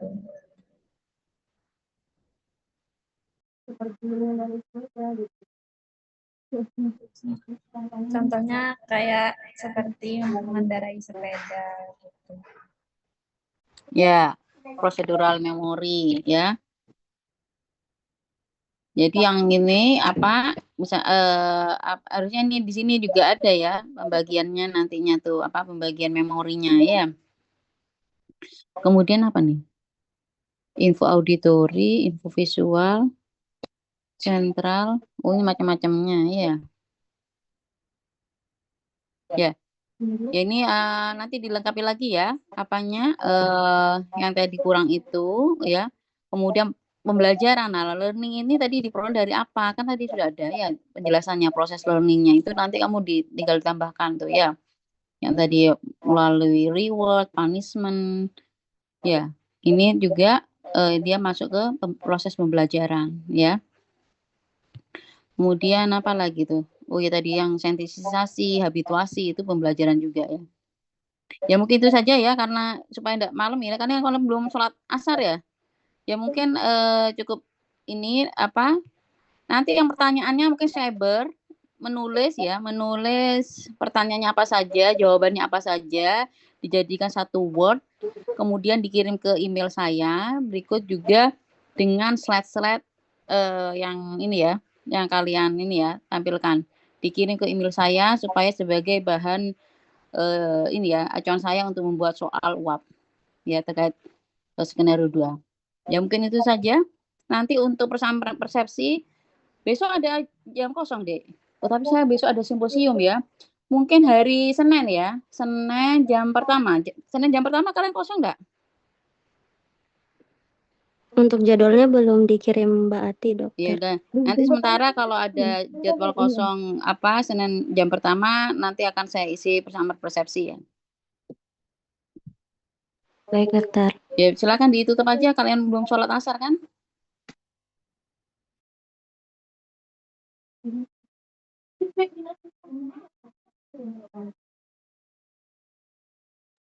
Baik, terima kasih atas feedbacknya, Dokter. Sekian presentasi dari kelompok 8. Kurang lebihnya mohon maaf.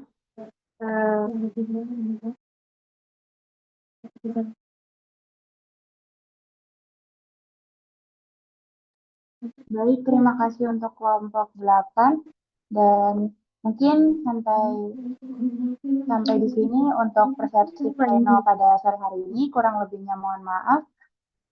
Apakah ada feedback dari dokter? Cukup tadi itu sudah feedbacknya. Nanti persamaan persepsinya dilihat nanti jadwal hari Senin ya. Kalau ada yang kosong nanti saya isi untuk persamaan persepsi. Baik, dokter. Terima kasih untuk atas meluangkan waktunya, dokter. Mohon maaf jika kita salah kata atas presentasi tadi. Kurang lebihnya mohon maaf. Wassalamualaikum warahmatullahi wabarakatuh. Waalaikumsalam Waalaikumsalam warahmatullahi warahmatullahi wabarakatuh. wabarakatuh. Terima kasih. Terima kasih Dr. dokter. Sinta. Terima kasih adik-adik. Saya lihat dulu. Terima kasih dokter Fatia. Masih ada dokter Fatia ternyata. Ya udah, ayo. Iya, nggak Terima apa-apa. kasih. Terima kasih.